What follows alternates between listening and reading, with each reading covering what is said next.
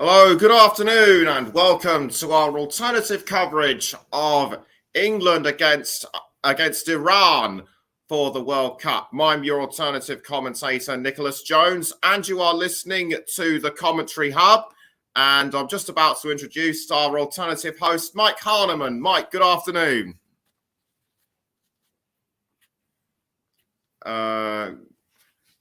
Good afternoon, Mike.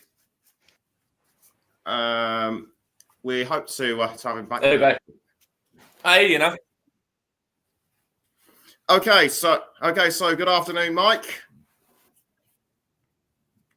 Hello, Nick. How are we doing, mate? Again. Are you okay? Hi, Russ. Hi, Mike. How you doing, mate? You okay? Oh dear. Yeah, good. Thank you. Yeah, looking forward to this game. It should be a really good game. Obviously, with the World Cup getting underway yesterday, with obviously the Qatar-Ecuador game, and then obviously now it's the turn of the first of the home nations as well. So, yeah, looking forward to seeing how England fare in this one. Yeah. So, Mike, I just want to ask Mike a quick question, Nick, and I'll give my prediction as well. With this England-Iran game, Mike, how do you see the game going, and who do you reckon is going to come out on top?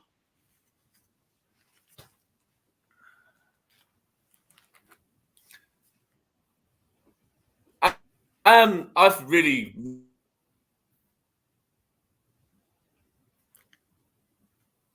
We appear to have lost him again. Very strong, which I know we'll touch on in a moment as well. And I think it's more than good enough to get a comfortable win here. So obviously, England want to progress as far as they can in this tournament. With obviously the Euros, where England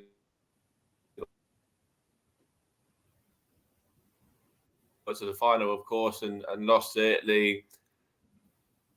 And obviously the semi-formation as well. So I think England will start brightly today.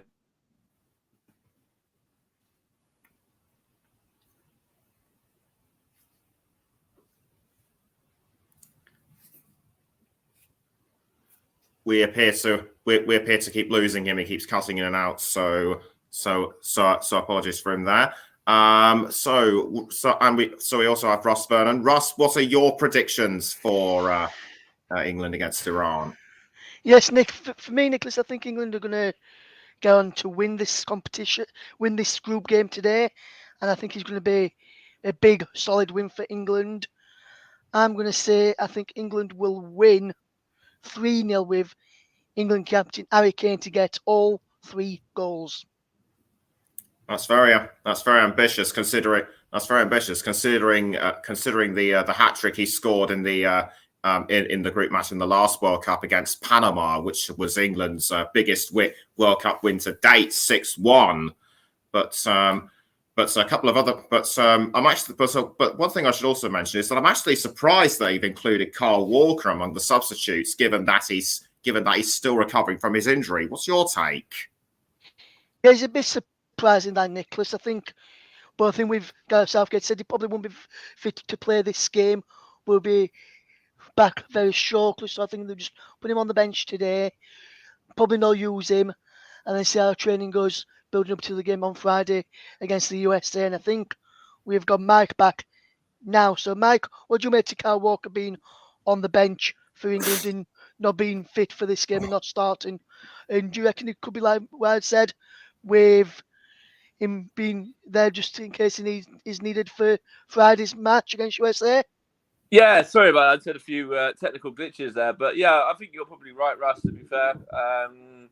The more surprising one for me is Bukayo Saka starting, because, people on this channel know that I'm a very avid Arsenal fan, and he's had a few knocks in the last league game and in the Europa League game before that as well.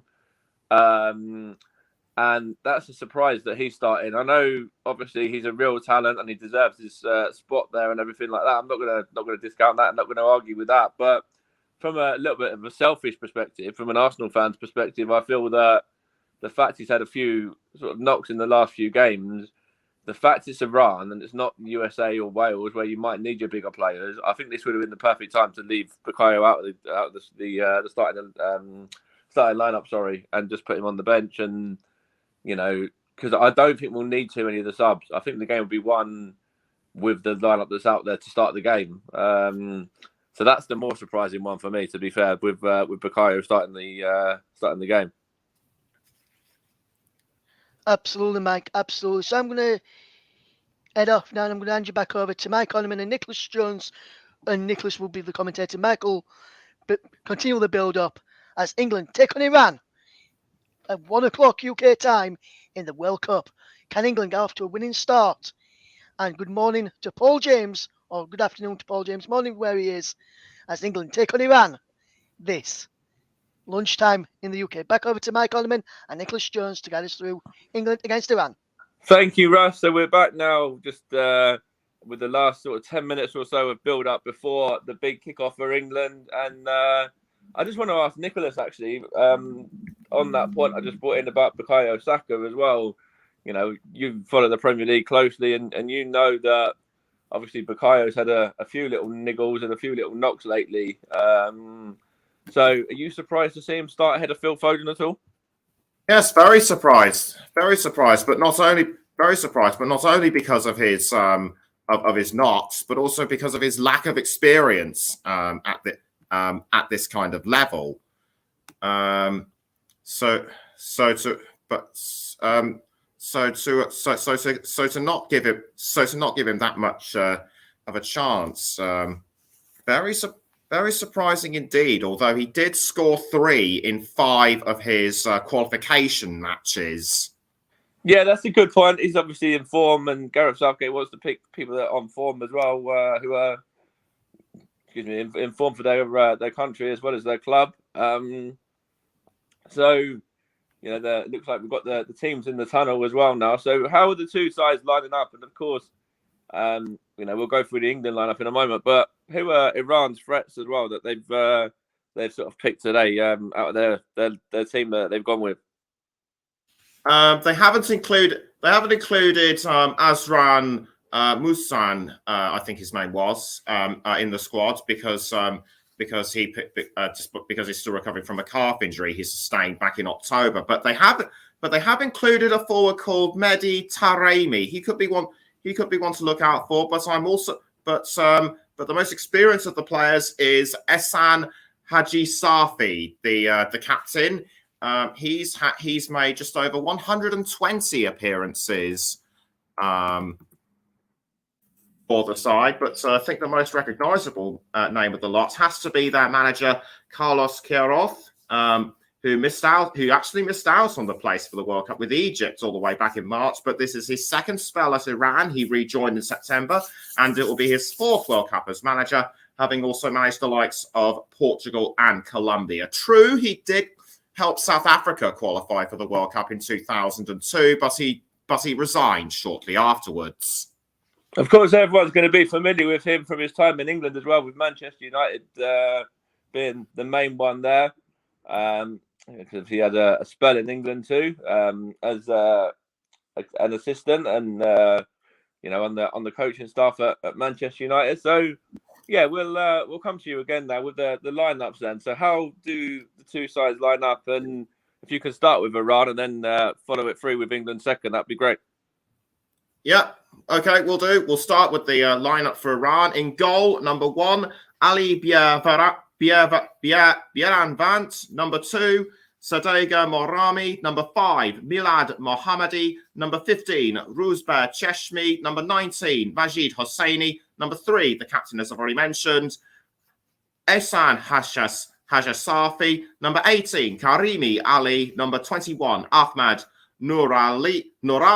Number 7, Aureza Jahan Bakhsh. Number 8, Morteza Paula Liganji. And number 9, Mehdi Taremi. Apologies if I pronounce any Iranian names wrong. For England, in goal, number 1, Jordan Pickford. Number 3, Luke Shaw. Number 5, John Stones. Number 6, Harry Maguire. Number 12, Kieran Trippier. Number 4, Declan Rice. Number 10, Raheem Sterling. Number 17, Bukayo Saka. Number 19, Mason Mount. Number 22, Jude Bellingham. And the captain, number 9, Harry Kane. And the players are actually making their way out onto the pitch. So final words quick from Mike. Yeah, so obviously it's as I said before, the first of the home nations getting underway now. Obviously with Qatar and Ecuador facing off yesterday, and it's going to be a big opportunity here for England now to put a big stamp on the group early, get a win early, and get a few goals in early, hopefully as well. And then the pressure's on obviously Wales and USA, even as early as the next game, later on today, where they face off against each other. So it's going to be interesting to see what happens. England, of course, as I said, got to the final of the Euros, got to the semi-final of the World Cup, and they want to try and go all the way if they can in this tournament. I know it's going to be difficult, and I know there's a lot of quality there from a lot of other nations as well. And obviously, we've got the likes of France, Portugal, Argentina, Brazil, Spain. I have to stop you there, Mike. It's actually the national anthems.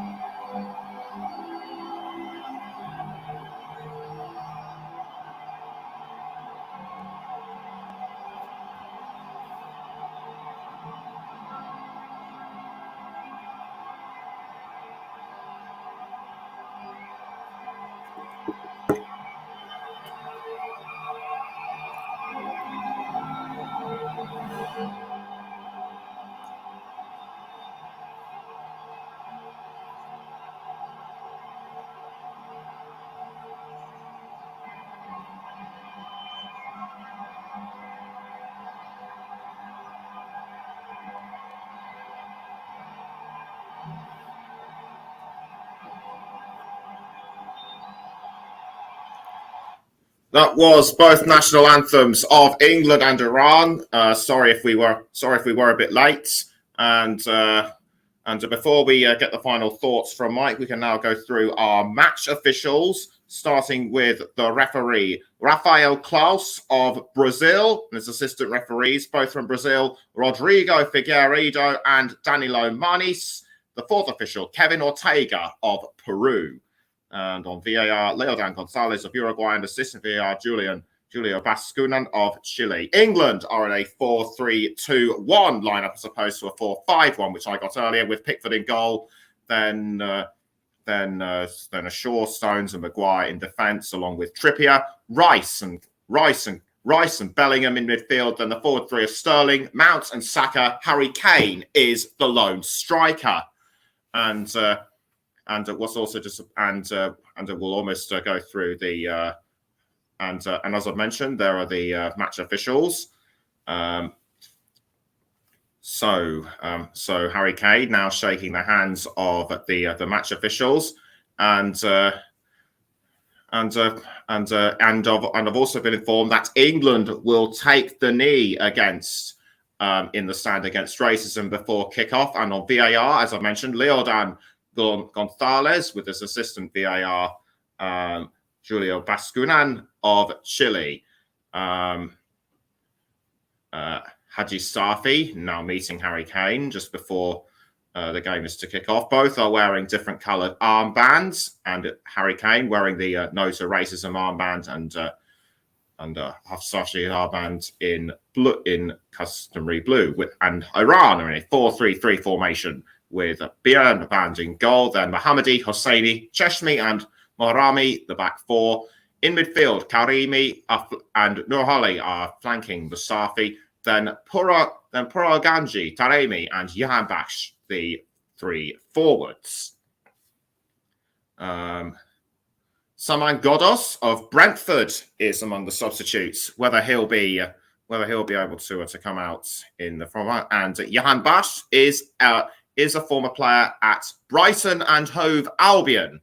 So we're just about to get ready to go, and the England fans, I should say, out in there have come out in their droves, as one might expect.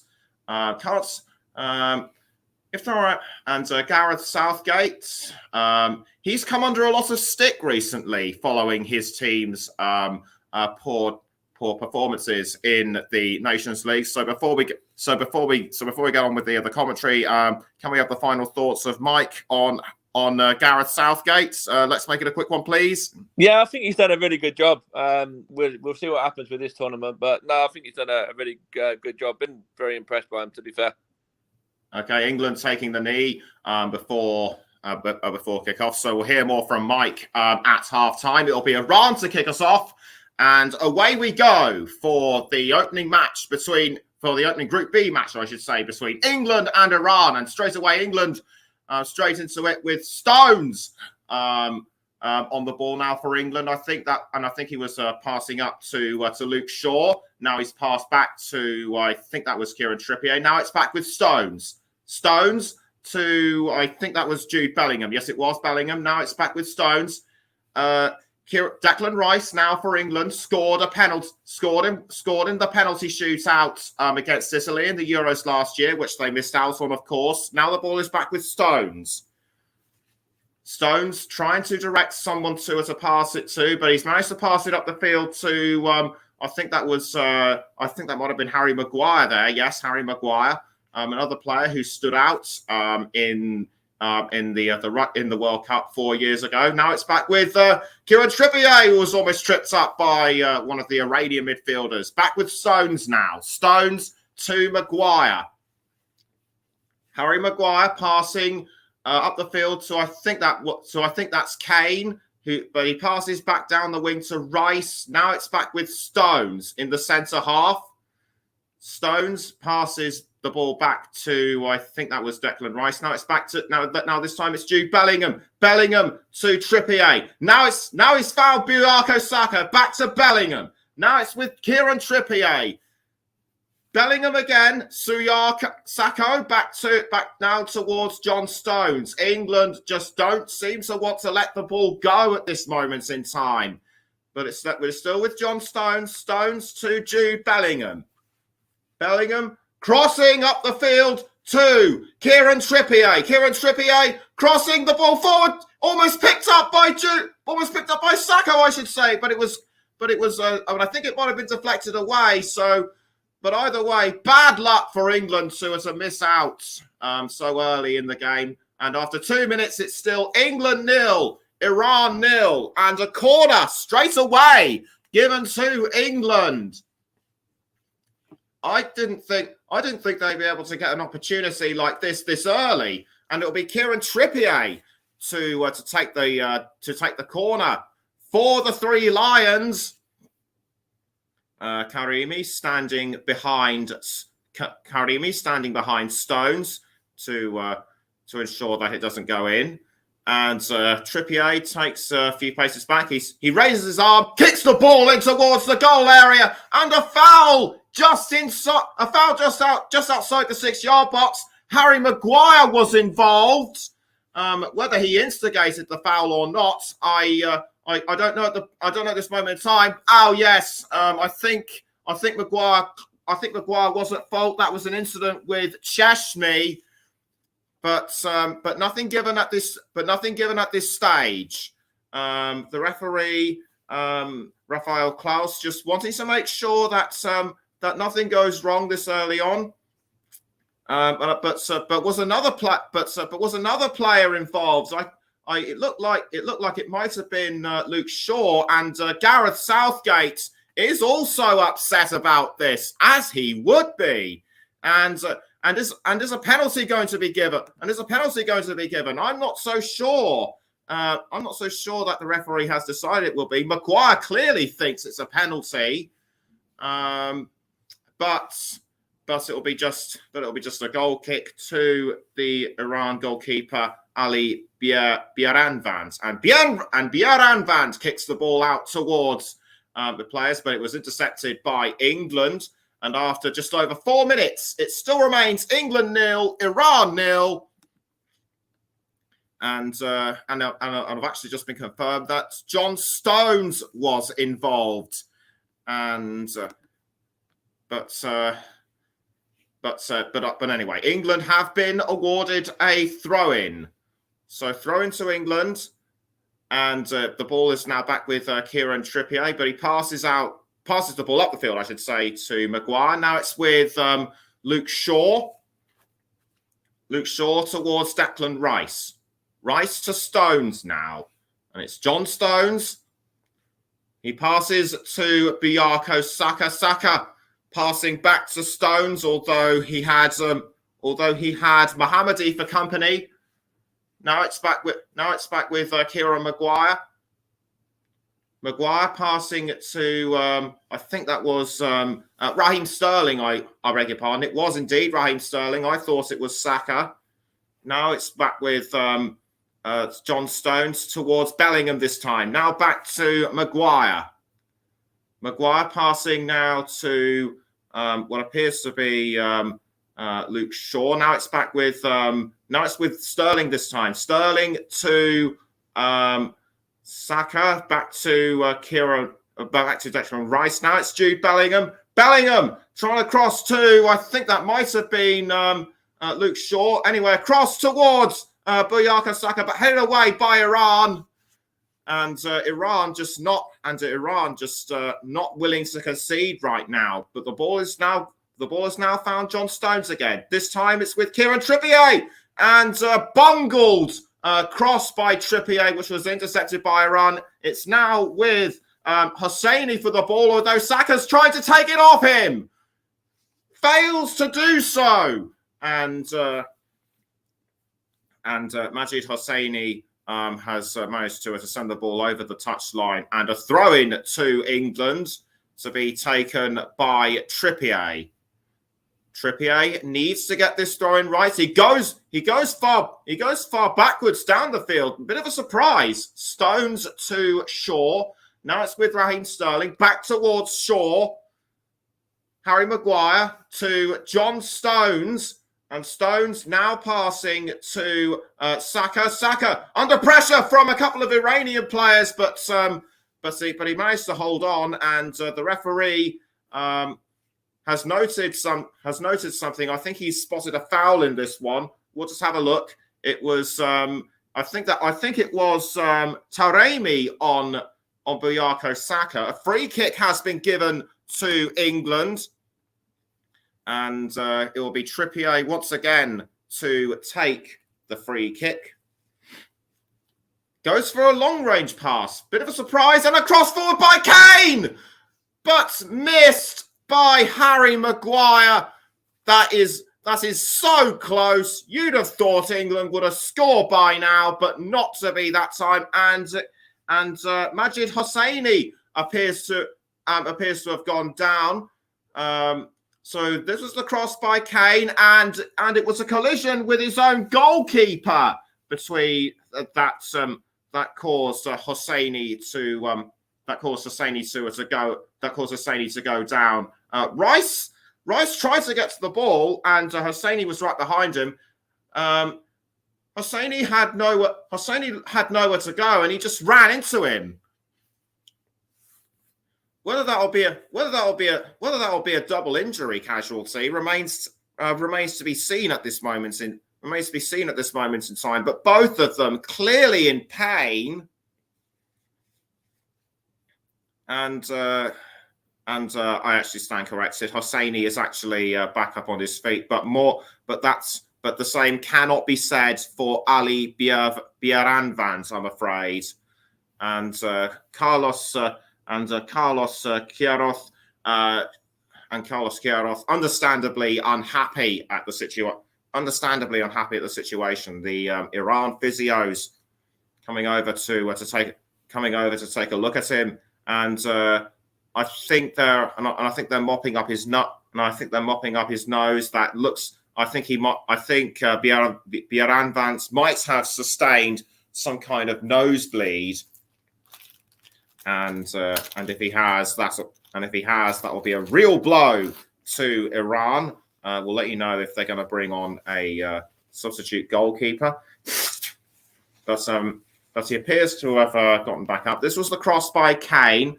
Bieran Vance tried to save it, but Hosseini just ran into him, and it looked like both of them had nowhere to go. So I can see a few Iranian fans on there, and they look pleased on my monitor, and they look pleased to be here. I mean, be at the match as well, but the England fans appear to have gone quiet for the time being, and the physio is still tending to Ali Bieran Vance. Whether that'll be serious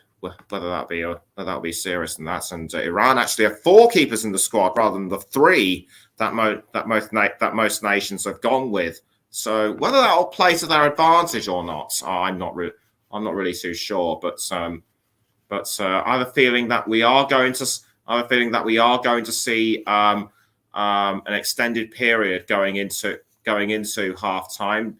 Gareth Southgate having a quiet chat with Declan Rice, and also coming over to have a quick word is Harry Kane as well, and Queiroz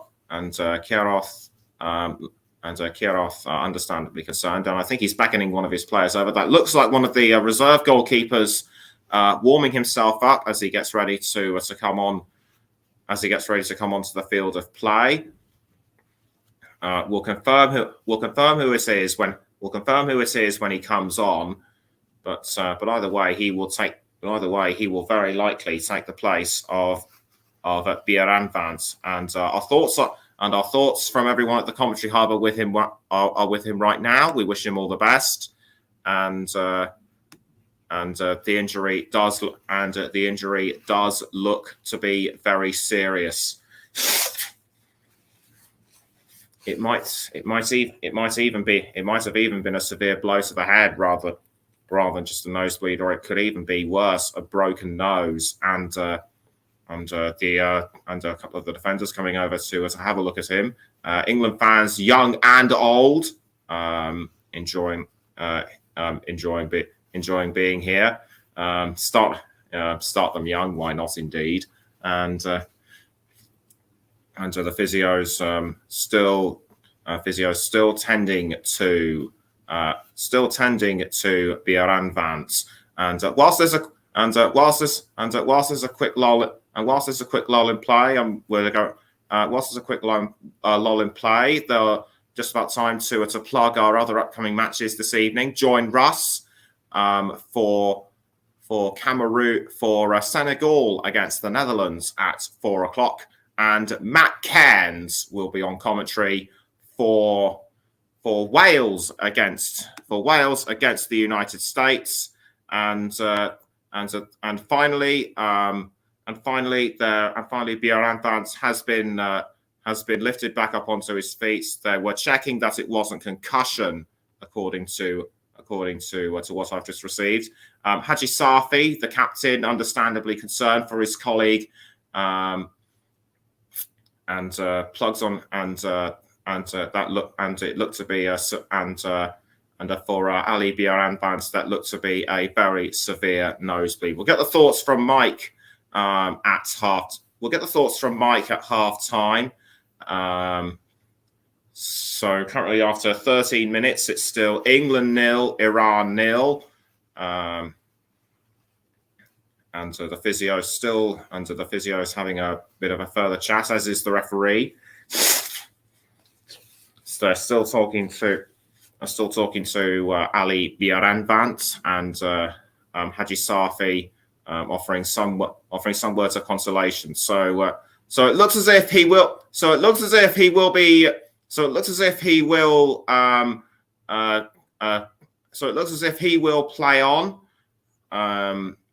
That's good to see, and they're changing his kits because of the blood and dirt sustained on his face and possibly all over his body. Or are they actually going to continue playing him on? I think the substitutes looked like he was thinking, if he's that badly hurt, get me on there. And looks like, but according to what I'm seeing on my monitor, it looks like he will be carrying on. So that is great news. So that is great news for Iran, the players and supporters. We come into a football game expecting a really exciting match wherever we go. But in all seriousness, we do not want to see anything of this nature. And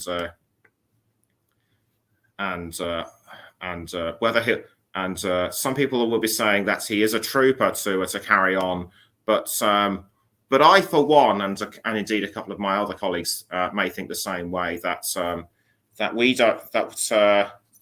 he shouldn't possibly carry on. I mean, look at the amount of the amount of blood that's poured from his nose. Kind of just goes to show that this injury can be serious. But at least he didn't suffer from concussion. That's all I can say. And the substitute goalkeeper that looked like he was going to come on will return to the bench. So goal kick taken by Bjorn Bands, and we can now resume play with Kane passing to Mason Mount. Mason Mount now with the ball for England. Is he going to pass back towards Kane? He should have done. No, he's only gone back to pass to Declan Rice. And it's now with Harry Maguire. Maguire now with the ball. Maguire under pressure from Taremi, and Mason Mount just had the ball momentarily. Will it be an Iran throw-in? And Ali Biaranband pointing at something he saw. Whether he'll carry on in the long term remains to be seen. And in fact, he's gone flat onto his back, and that is a sign that this could be very. And this is a sign that this could be more serious than led to believe. He doesn't look too great. That's all I can say. And that is a real blow. But at least he's conscious. That's all. That's something. He's looking up. He's moving. So obviously he's still able to communicate with his teammates, and we're now getting ready for, and it looks like the reserve Iran goalkeeper will be coming on at last, and they have brought on a stretcher, and I think they should have brought him. I think they should have taken him off much sooner. We're going to ask Mike Harneman about this. Mike, how do you see the situation regarding Ali Biaranband? Yeah, I agree with you as well. I think they should have probably taken him off straight away. I'm not sure what the point in him carrying on was when you could see how nasty the injury was, and that it was very sort of unlikely that he'd be able to continue anyway for the long term in the game. So, yeah, for me, I think they should have probably made that sub straight away rather than having to wait. Which was, I'm not too sure. I think it's a bit of a silly one personally for waiting on to see how he was or anything like that when you could tell that it was a nasty injury anyway. Yeah, thank you very much, Mike. And the Iran substitute goalkeeper looks like he will be coming on in place of Bjorn Bands. We'll let you know who he is shortly. So, Bierant Vance now taken away on the stretcher by the FIFA medical personnel, and our thoughts and prayers from the commentary hub are with him. And Bierant Vance will make way for number 24, Hosseini. Hosseini will come on in place of Bierant Vance. And onto the pitch he comes. And after 19 minutes, the score. And after 19 minutes, it's 19 minutes, I should say. It's still England 0, Iran 0. I have a feeling that the final score of the game will be considered somewhat irrelevant after what we've just seen. Ball's now back with Stones. It's now with Kieran Trippier. Trippier passing to Raheem Sterling, although Sterling was under pressure from Milad Mohammadi. The ball is now being crossed to Luke Shaw. Shaw now crossing to Mason Mount. He's managed to pass back to Raheem Sterling. Sterling towards Bellingham, cut out by Iran, and the ball is now with Jahan Bash for Iran, but tackled by England. Kieran Trippier passing back to I think that was Declan Rice, or was it? No, it wasn't. It was Luke Shaw. But Iran seems to have picked up some sudden burst of acceleration, and the ball is now with I think Ali to Haji Safi. The ball is now with Mohammadi. Mohammadi tackled by I think that was Jude Bellingham, and it's a throw-in to Iran to be taken by Mohammadi. Mohammadi throws to Haji Safi, but tackled by Bellingham, and that is a foul. According to the referee, it's a free kick to Iran, and Iran have suddenly turned up the wick as we approach the 21st minute, but we will be allowing for any added on time because of what happened to Bierant Vance. Free kick about to be taken by Iran, and will it be Jahan Bash, or will it be Haji Safi?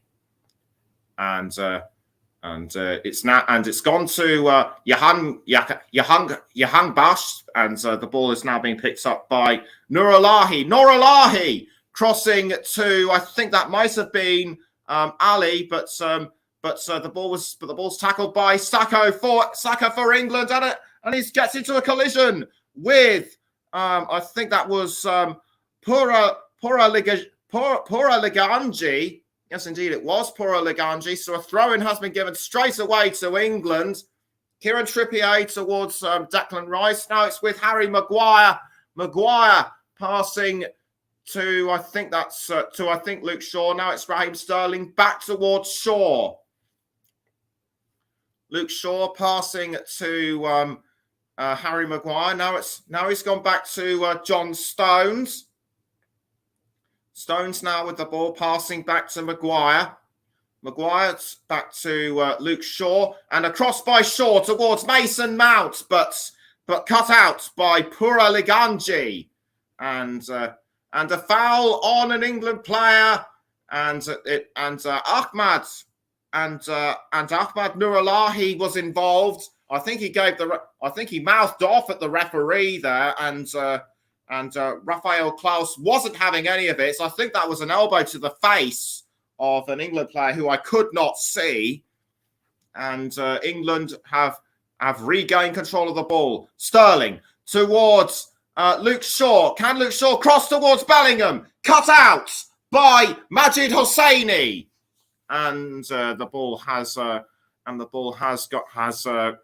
out of play for a throw-in. And I'm just being confirmed that's already probably 4 to 5 minutes will be added on at half time.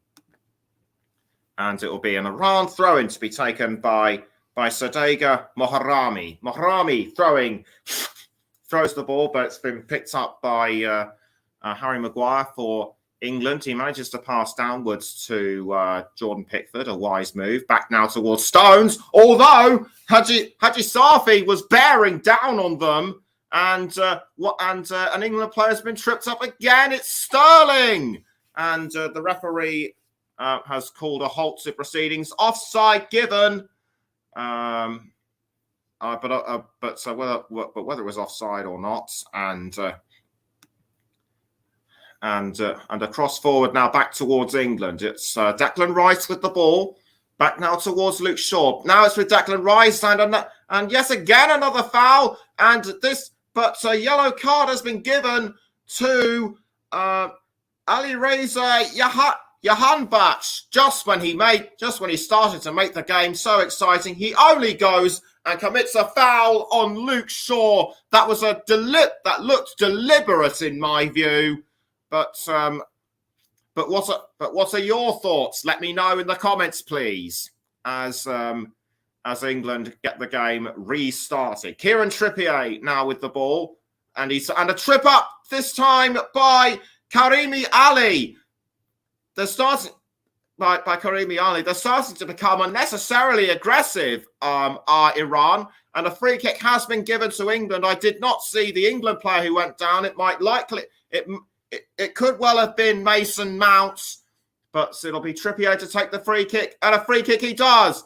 Blocked. I mean, Kane was blocked by one of the midfielders, but England have taken the ball back. It's now back with Milad Mohammadi. Mohammadi was passing to Paolo Gujani, Pora Laganji, but it was actually Taremi who had the ball, but so the foul was quickly dealt with, and we can now carry on.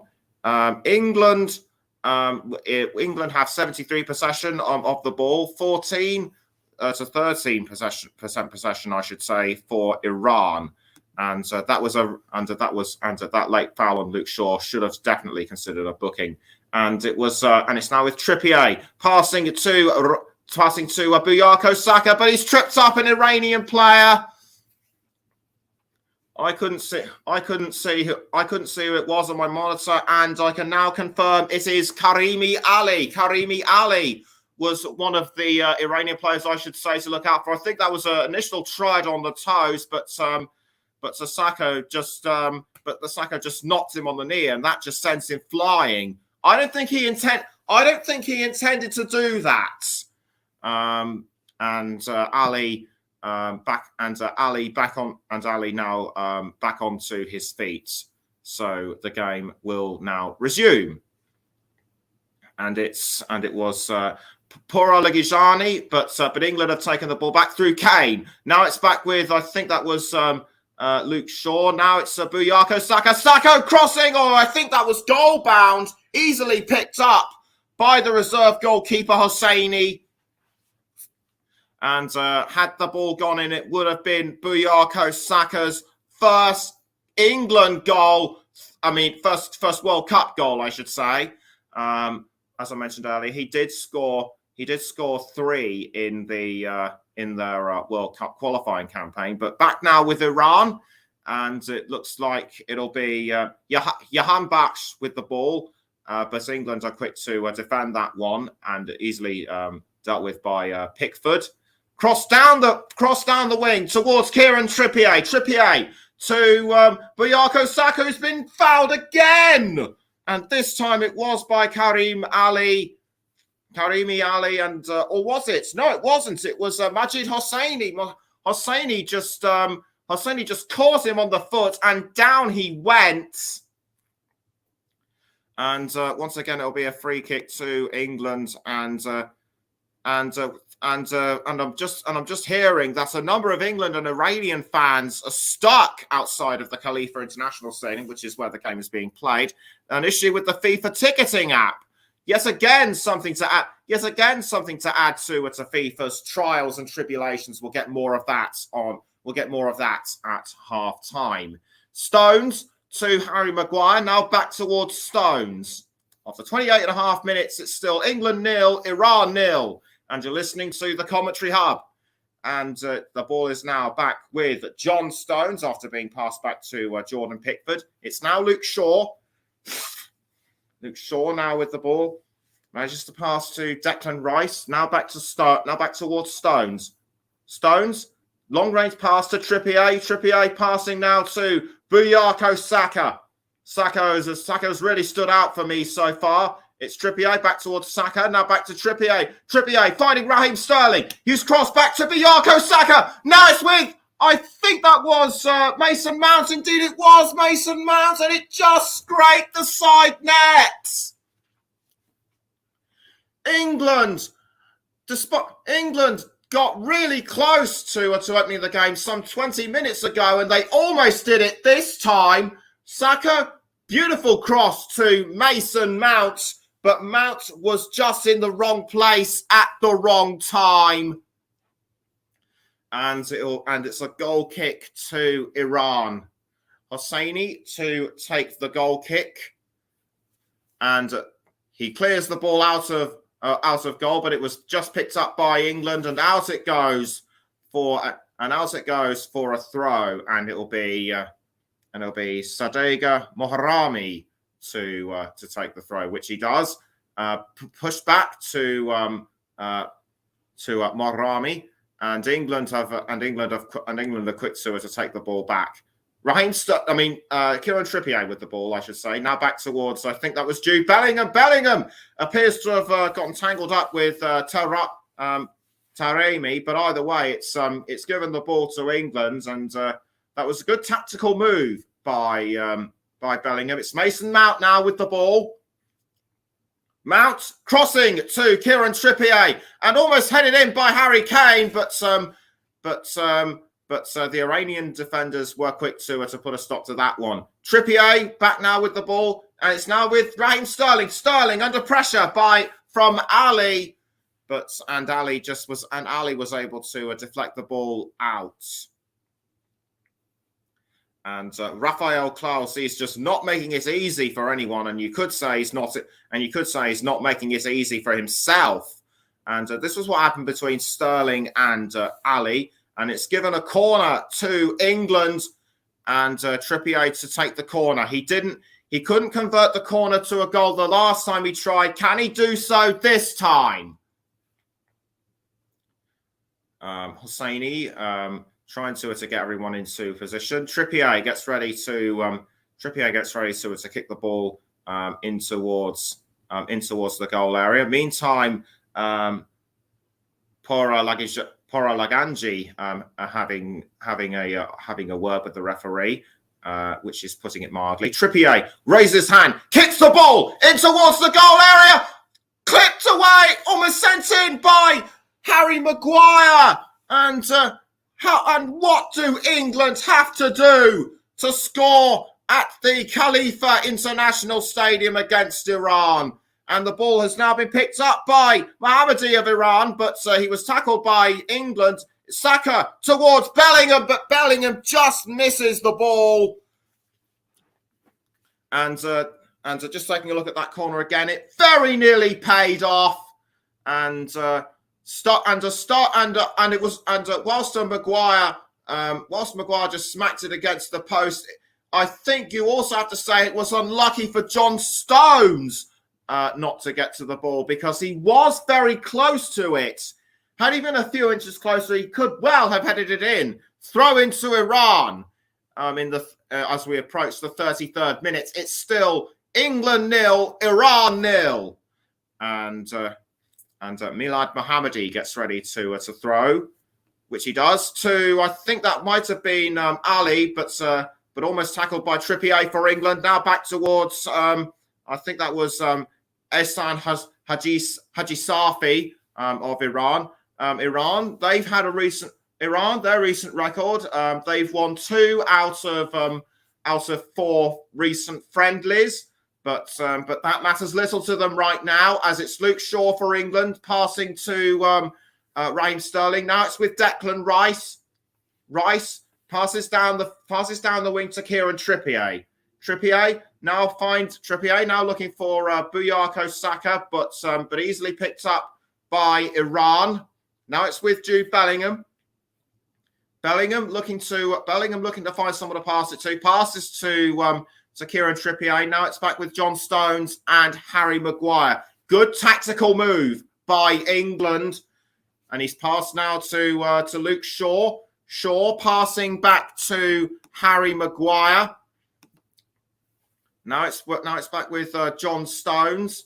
Stones back to Maguire, I should say. Now it's with Mason Mount.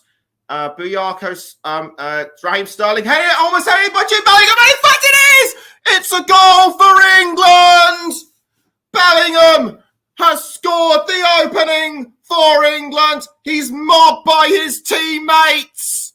And that goal is well deserved in my view. Just pounced when he needed to. And that was a beautiful header by the Borussia Dortmund man. Gets the hug from Harry Maguire. Why not? And he raises his hands to show his appreciation. Superb cross, and Bellingham just took advantage of the header, which I didn't think was going to go in. And it just went in, and it just went inside the right side netting. So England 1, Iran 0 is the current score. And all fears and worries about being held by Iran are just washed away with that wonderful header. Iran now need to find a way back into this one, and quickly, because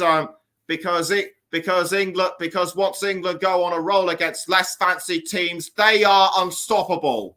As the ball is with Pura Laganji. Again, I apologise if I pronounce any Iranian players wrong. And almost under pressure now. I think that was a tackle by England. I think that might have been Mount who tackled, but Mount just couldn't find a way in to. But Mount just couldn't find a way to cross the ball in. It was Luke Shaw trying to cross to. Actually, that was. I'm just taking a look at what happened on my monitor. It was Shaw who provided the delivery for Bellingham, and Bellingham just about sent it in. Absolutely fantastic, and that is his first goal at international level. And the England fans are in raptures, as one might expect them to be. And as I say, Iran needs to regroup.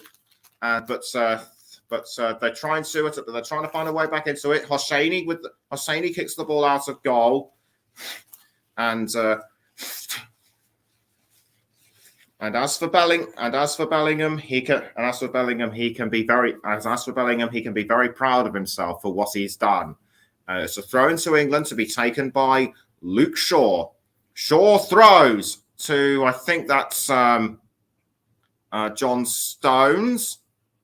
John Stones passing back down to Jordan Pickford. Now it's with Kieran Trippier. Cross forward by Trippier. Cut out by Iran. Now it's with Jude Bellingham. Bellingham passing back down to Trippier.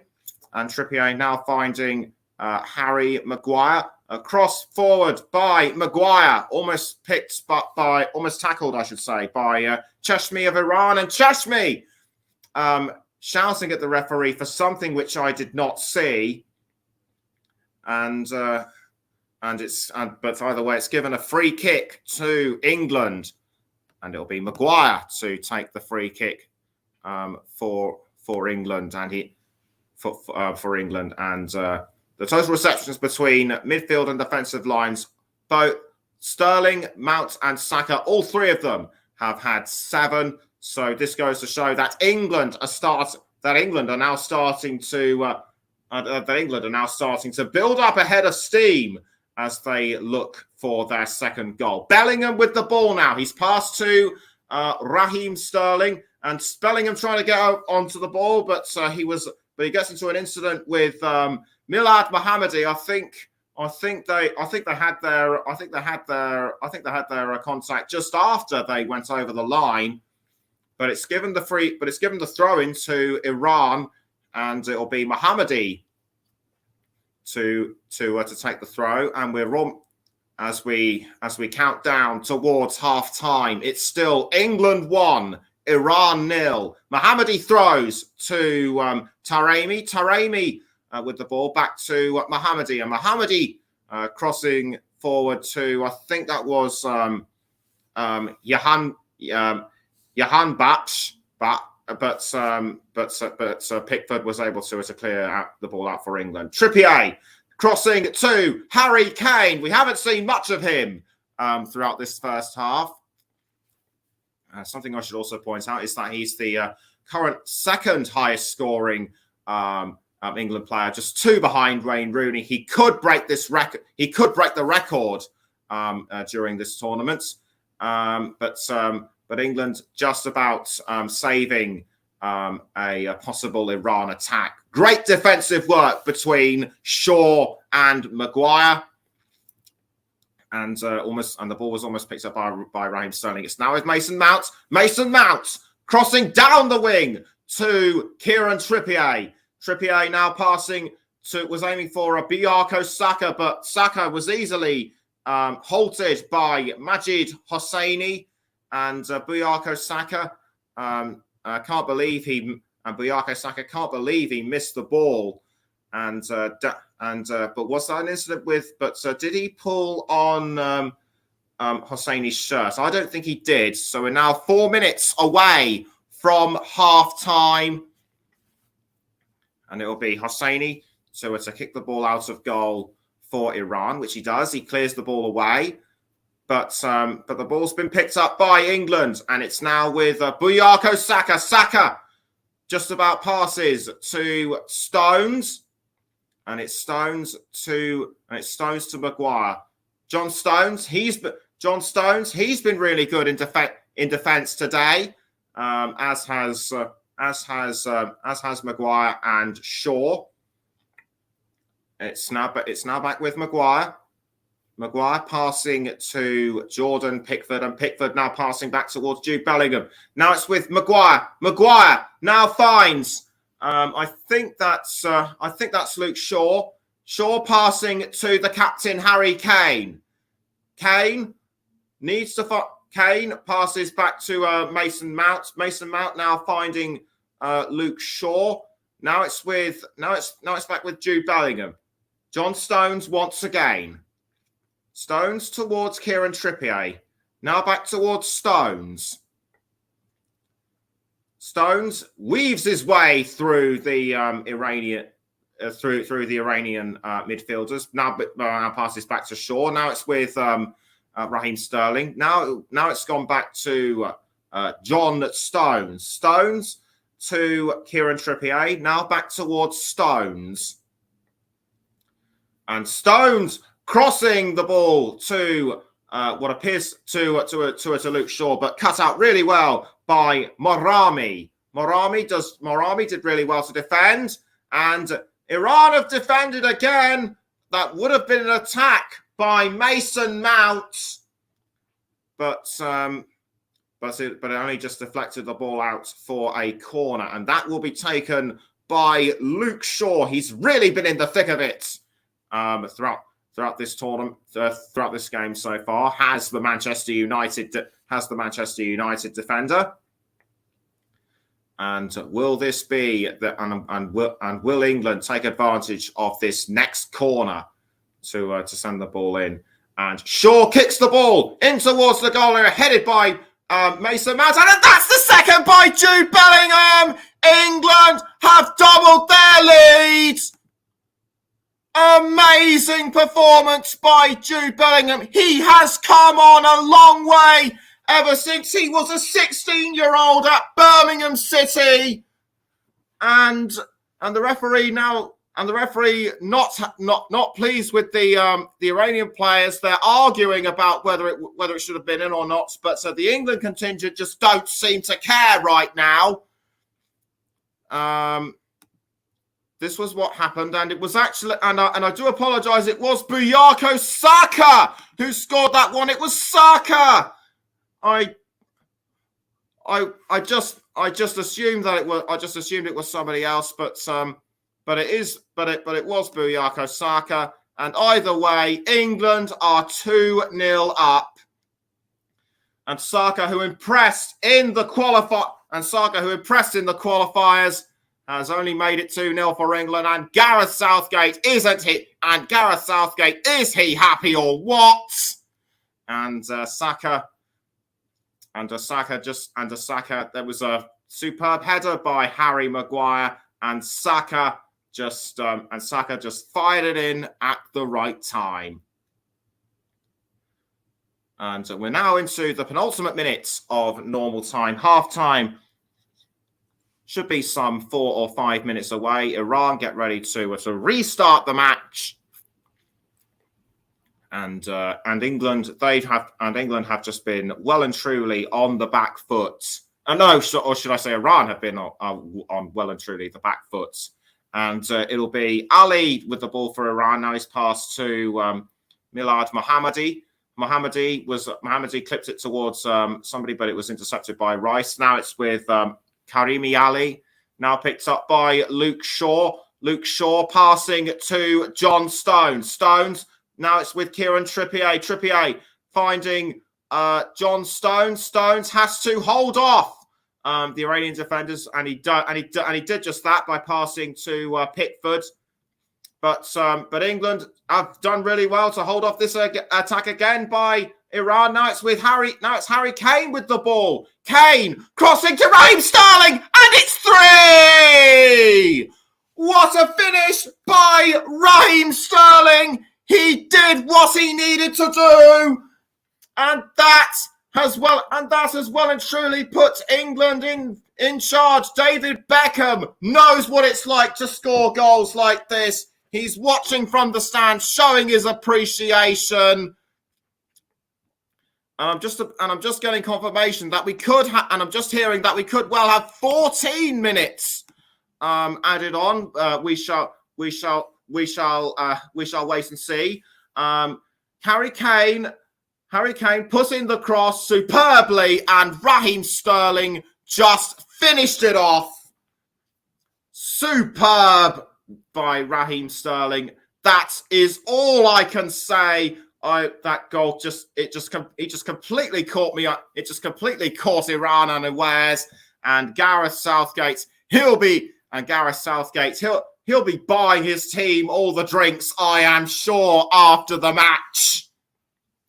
And we're now into the first added-on minutes of normal time. We're awaiting official confirmation, and yes, indeed, we have confirmation that 14 minutes are to be added on because of what happened to Ali Bieranvand.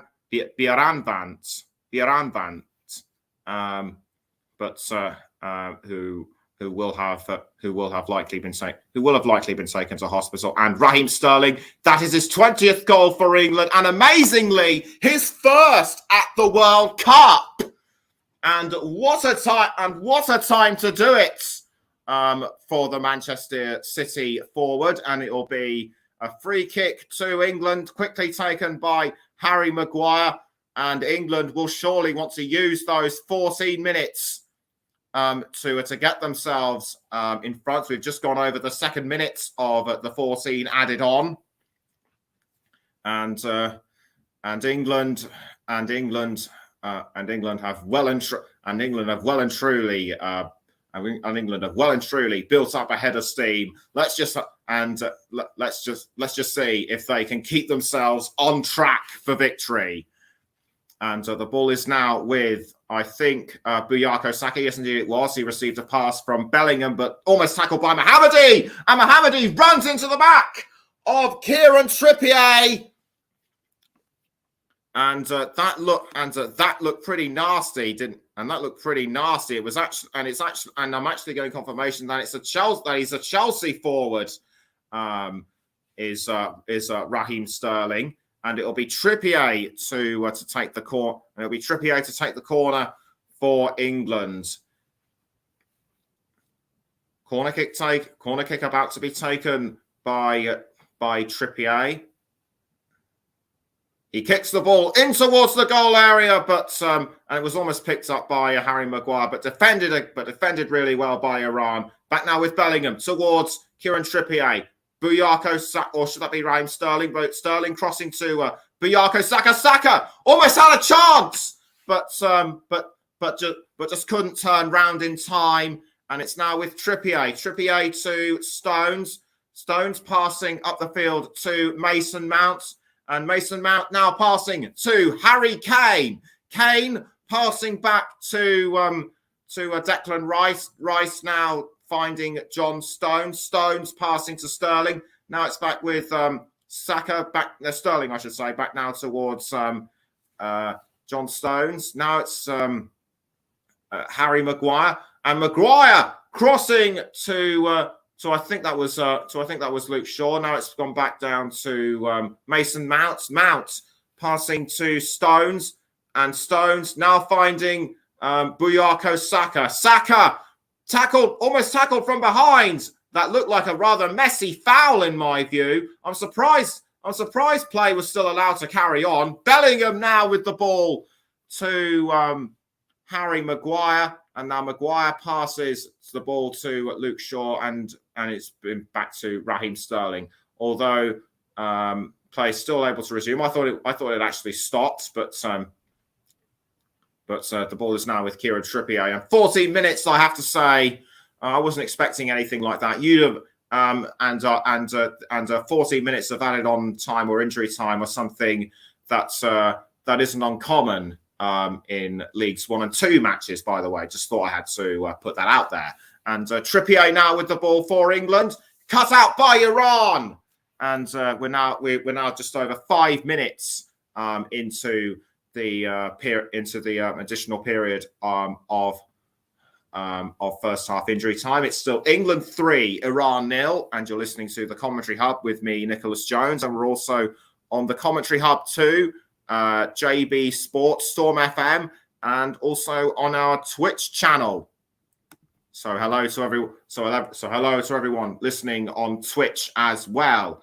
And it's Luke Shaw now with the ball for England. He passes to Bellingham. Bellingham passing down to Declan Rice. Across by Rice to Kieran Trippier. And Trippier now passing to John Stones. And it's John Stones now with the ball for England. Stones passing up the wing to Luke Shaw. Luke Shaw now passing it to what appears to be Raheem Sterling. Sterling passing back down to Declan Rice. Now it's with Kieran Trippier. And he's now passed to Buyako Saka. Saka under pressure from Mohammadi. I think Mohammadi was tugging on his shirt there. I'm amazed that Saka managed to keep his composure and stay upright. But all the same, credit to him for doing so. And it looks like it'll be a goal kick to Hosseini. Hosseini kicks the ball out of goal, headed by Harry Maguire, but it was picked back up by Iran. Now it's with Luke Shaw, who heads towards John Stones. Now it's with Harry Maguire. Maguire towards Rice. Now back to Stones. Back to Rice. Rice crossing the ball forward to, I think that might have been Raheem Sterling. Sterling almost had it, but Iran were too quick for him. Now the ball is with Kieran Trippier. Trippier passing to Pickford. Now back to John Stones. Stones now passing to Jude Bellingham. Now it's with Harry Maguire. Maguire now passing to Stones. Rice to I think Luke Shaw, or should that be? I think it is Luke Shaw. Shaw to Maguire. Now he's passing back to John Stones. Stones now with the ball. He's being very tactical and cagey, but he manages to cross to Mason Mount, and who finds Luke Shaw. Now it's with Raheem Sterling. Sterling passes back to Rice. clever use of the ball by Stones, I must say. And it's now with Saka. Saka trying to pass to Bellingham, but it was tackled by. But the ball was held by the Iranian captain Haji Safi. And the ball is now back with England. It's Trippier. It's Rice to Mason Mount. And Mount passing to Luke Shaw. Now, and England, they have had 7 attempts on goal, 4 attempts on target. Iran have had a big fat 0. Absolutely no shots on target. And Harry Maguire now crossing to Luke Shaw, but the ball was deflected away by Iran, and it was a throw into Iran, which was quickly dealt with, and it'll be another throw in to Iran, and this time it will be Morami to take the throw, which he does. He throws to Puraleganji, and but it was easily tackled by England. Stones passing to Sterling. Now it's with Trippier back towards Stones. Sterling. Now Stones again. Stones crossing to Declan Rice, but intercepted by Iran. And Iran now with I thought that was Morami. It was actually Haji Safi, and over the bar it goes by Alreza Jahanbakhsh. What was he doing? He was too far back, and a superb cross though by Haji Safi was all I can say. The delivery was good, but the shot was just terrible. The ball is now with Declan Rice. We've now just gone over 10 minutes of the 4 added on. If anyone can correct me on this, I have a feeling that it is the first time in World Cup history that first half play has gone on for nearly an hour, but even so, it's given a throw in to England to be taken by Shaw. Shaw throws to Harry Maguire. Maguire now with the ball. He passes up the field to the captain Kane, but easily dealt with by Iran, but the referee has spotted something he's not happy with, and is he going to talk to somebody? Doesn't look like he is though. I'd say whatever happened was probably just a bad challenge, and it's a free kick to England with around 2 minutes to go until half time. I'm surprised I'm even able to talk this long, if I'm honest with you. As Maguire passes to Bellingham, and that was a trip up on Mason Mount. Mason Mount clearly angry at what just happened to him. I couldn't see who tackled him, and yet again it's another free kick to England. And so to take that many free kicks in around a minute is just amazing, in my view. It's looking like a nice evening in Qatar, at the Khalifa International Stadium. The sun appears to have already gone down. Shaw in discussion with Mount and Rice. We're just coming up to the penultimate minutes of the added on period of injury time for the first half. And it will be short. And it looks like it will be Luke Shaw to take the free kick. He raises his hand, signals he's ready, and the ball almost caught by Maguire, defended by Iran. And the ball is now with Kieran Trippier. Trippier to Luke Shaw. Shaw now passing it to Jude Bellingham. Are England going to be able to score a surprising fourth before the half-time whistle goes? And England, but the Three Lions still doing really well to hold on to the ball. The ball has now been found by Kieran Trippier. Trippier passing to Declan Rice. Now it's with Jude Bellingham, and the ball has now been picked up by, I think that was Declan Rice. Now the ball is with Harry Maguire. Maguire trying to find Mason Mount, but a weird set of acrobatics by Johan Batch, and that just sent the ball out for a throw. And and actually there goes the whistle for half time.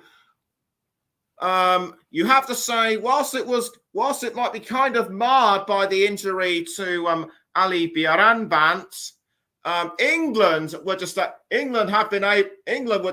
to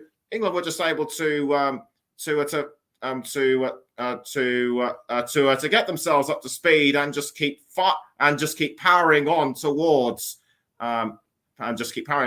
with those 3 goals. Those 2 goals by Bellingham and Bukayo Saka, absolutely superb, and Sterling, surely the icing on the cake. Half-time score at the Khalifa International Stadium: England 3, Iran 0, and Mike Harneman. This has got to be the first time we've ever covered a game going on for almost an hour. Yeah, in the first half, absolutely. I think that's mad. Obviously, it's down to the goalkeeper and the injury that he suffered, and obviously we wish him well and wish him all the best in his recovery. But it's crazy there when you look at it playing. What was it, 59 minutes of a first half? It's madness, to be fair. I think you've earned a little drink there, to be fair. Something to keep your mouth good for the second half. Yeah.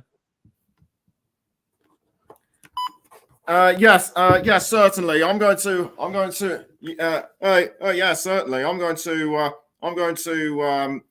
see if I can get. I'm going to buy myself a quick sandwich. So we'll be back for the. We'll be back for the start of the second. So we're back just before the start of the second half. Don't go anywhere.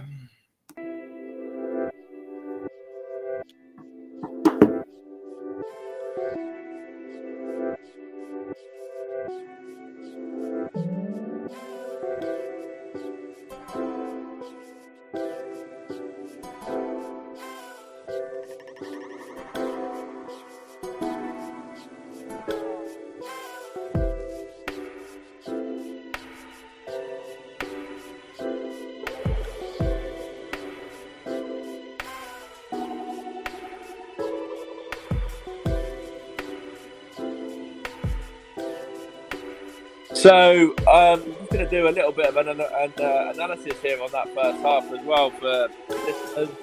Obviously, Nicholas will be back with us shortly, but I feel that that's a really good performance of England. Of course, goals there from Jude Bellingham, Bukayo Saka, and Raheem Sterling, the difference makers there at half time.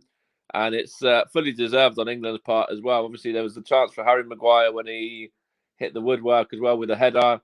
Mason Mount put one wide. England have really been dominant in that first half. Iran obviously I think they had one chance towards the end at 3-0 already, but England thoroughly deserve to be in the commanding lead that they're in. Just want to touch on, obviously, as well, what was mentioned throughout the first half there with the ticketing issue as well. There was a statement that was released by FIFA just a short while ago, and it says that some spectators are currently experiencing an issue with accessing their tickets via the ticketing app. FIFA is working on solving the issue as quickly as they can. In the meantime, fans who are not able to access their mobile ticket should check the email accounts they use to register and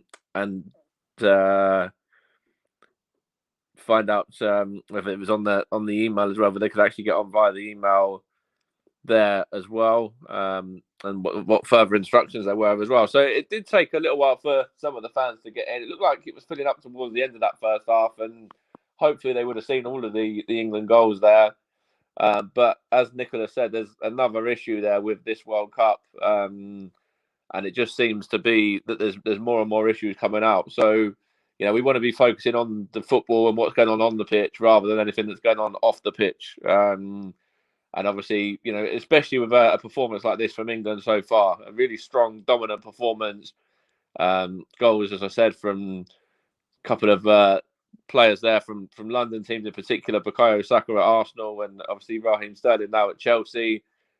Jude Bellingham on the score sheet as well with his first England goal. A big achievement and a big moment for him as well. So we want to be focusing with what's going on the pitch rather than anything that's going on off the pitch, really. Of course, there's a few chances here. I'm just saying there's another chance for Harry Maguire there. There's the injury to the goalkeeper as well, where I feel that he shouldn't have continued. I think it was a bit of a surprise to see him get up and carry on or try and carry on for the rest of that game or the rest of that half, I should say. And, he was only, about a minute or two before he was stretchered off again. And actually, before that was the end of his game and he was replaced. So, yeah, obviously we wish him well and everything like that, as I said before. But I just think that's a bit strange when it comes to that injury that he was going to get up and try and carry on when you could see the severity of the injury anyway, and how nasty it looked. But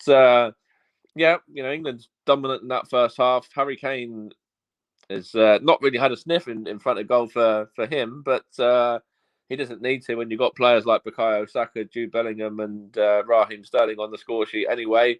I'm sure he'll have his opportunities in the second half as well to get himself a goal or two. I think England will want to go on and try and push for 4 or 5, maybe 6 in this game, and try and get a really dominant performance and really set their position in the group off to the best possible standard that they can. So, of course, we'll be back with Nicola shortly as well. But just want to have a look at a few little stats here too. Regarding this game so far. Of course, it's the first game in Group B. So the assists for the goals, by the way, were from Shaw, Maguire. Harry Kane got the assist for Raheem Sterling, so he has been involved in one of the goals without actually scoring it himself. Yeah, 82% possession for England to Iran's 18. 7 shots for Iran's 1, which was the one just after the third goal was scored, or right towards the end of that first half there in stoppage time. Shots on target were 4-0. And then, of course, 4 corners to 0 as well. And 3 fouls for England and 9 for Iran. And as Nicola said during the commentary, that they were trying to stop England from playing a little bit. Obviously, they've got a few bookings to their name as well. The one in particular being the one on Luke Shaw, which was from Johan Kabash. In fact, that was the only booking. In fact, I thought it might have had another booking there as well, but they've only got the one from the fine old man who, of course, was with Brighton just a few seasons ago. As I just pointing out here on the monitor in front of me as well about the issues with the ticketing. Just having a look at that. I think there are still people waiting to get in as well who are having their ticketing issues. Looks like a big queue as well, for a good couple of hundred people there that were waiting outside and weren't able to get into the stadium for the start of the match, and maybe even missed the whole of that first half. So we'll have to wait and see what happens with that. Of course, we do have some more games for you later on. We've got Senegal and the Netherlands being brought to you at 4:00, and also then the second game of this group, USA and Wales too. So, of course, we'll be bringing both of those games, and we'll be bringing you a triple header for today. Of course, Jude Bellingham scoring his first England goal, as I said just a moment ago as well. And of course, he's a very young man still. Of course, the Borussia Dortmund player has been quality for them in Germany, and of course with the Champions League as well. And I'm sure there'll be a lot of English clubs sniffing around him in January or in the summer for potential move to England. I know Liverpool wanted him a couple of seasons ago. I think Manchester City will be sniffing around him as well. Maybe Arsenal, maybe Chelsea. a lot of these teams will certainly be looking at his performance and seeing him as a potential suitor for them come the next transfer window or the summer transfer window. But we've got Nicholas back with us as well. And, first of all, how good were England in that first half? It's 3-0 here because of those goals from Bellingham, Saka and Sterling. But with the chances that England created, it could have easily been 5, 6, maybe even 7, to be fair. It could well have been, yes. It could well have been, yes. As I mentioned in commentary, even John Stones came close to heading it in. He just could have at least took a couple of paces forward, and that would have been it. Yeah, absolutely. Of course, there was the incident at the start of the game as well, where Harry Maguire potentially could have had a penalty after about 2 or 3 minutes. There was nothing given for that, but that didn't sort of affect England too much, did it? England were able to really kick on in that first half, and it's just been an all-round dominant performance. Very impressed by what I've seen from England, and Gareth Southgate's going to be saying the same to his boys at half-time, I believe, as well. I'm sure he'll be full of praise for them. Yes, and that criticism he got from the fans during the Nations League, clearly unjustified. It wasn't his fault. It was just how everything was organised. Yeah, it's very strange with that competition as well. Of course, the World Cup being played in throughout the season as well. Of course, remember the Premier League season only finished for the World Cup break. I think it was about this time last week or there or thereabouts. So these players have not had a lot of time to rest and recover and recuperate as well. So the fact that England have gone out there during the season and they're putting on this kind of performance as well, when they're playing. Some of these are playing Champions League games and league games, cup games, Europa League games for some as well. There's no issues here for this England team at all. They're really putting on a strong performance, and considering the point of the season that we're in as well, it's really impressive for them to be doing that. Yes, it certainly is, and yes, it certainly is. The way they're able to keep themselves going is just beyond my belief. But at least it's not raining. But at least it's not raining over. But at least it's not raining over there. It's a very clear night. I've got a feeling that if we get any more of what's happened in the second half, if something else goes horribly wrong, I fear we could overrun I fear we could cut into the Senegal Netherlands coverage. Yeah, so, I know. Obviously, that's coming up later on as well. And just quickly, before the teams come back out and stuff like that, looking at the substitutes, of course, England's bench is Walker, Grealish, Henderson, Rashford, Pope, Phillips, Dyer, Cody, Foden, Alexander-Arnold, White, Ramsdale, Wilson and Gallagher. With the score being as it is, potentially we might see the likes of Callum Wilson get some minutes in this second half. Conor Gallagher potentially as well.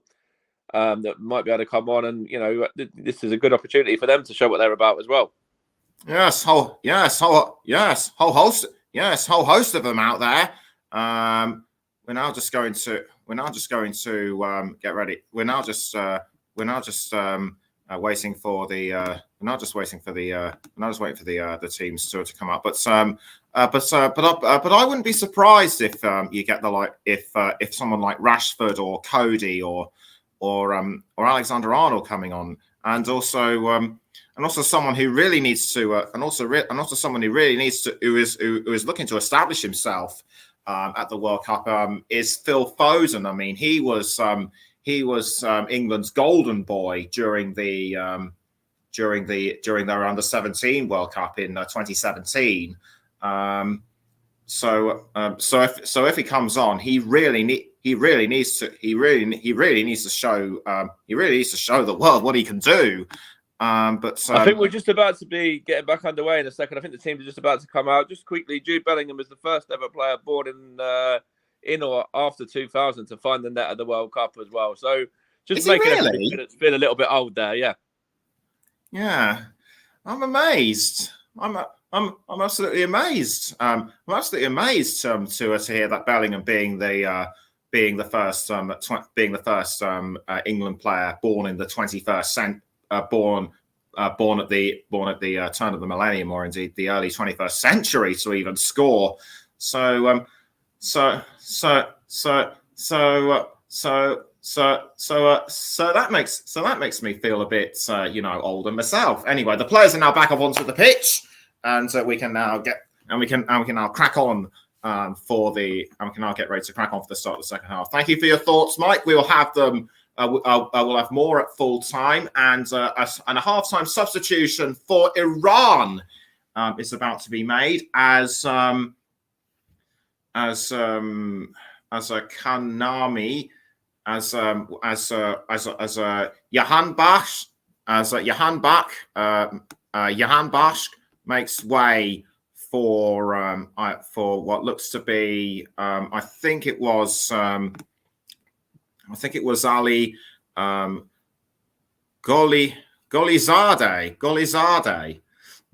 I think came on. Golizadeh, I think, came on for Iran. So the second half will be about to begin. It'll be Bellingham it'll be Saka, I should say, to kick us off for England at the start of the second half. And we are back underway for England against Iran in the group stage at the World Cup. And it's Maguire now back with the ball, passing to Bellingham. Or should that be Luke Shaw? Shaw now passing back to Maguire. Maguire now passing back to the goalkeeper Pickford, and straight away it looks like it'll be England that are back in play, and Karimi is off for Eza Talahi. Eza Talahi will come. Eza Talahi has come on as a substitute, and it's Nuralahi with the ball for Iran, although I think someone has been tripped up by somebody, and halftime substitutions. Jahan Bach, Chesmi, and Karami have been confirmed as going off, and Golizadeh at Kanani and Ezotolahi are on as well. And straight away, it's the ball is now with the ball is now back with Iran. It's Kanani with the ball, and headed away by England that time. Now it's back with Iran, straight to Morami. He's been in the thick of it. He's been in the thick of it so far. But he just about passed to the substitutes. Golizadeh loses the ball, however, to England. It's Saka almost had the ball. Kane just about picks it up, cross towards Bellingham, but cleared away by Iran.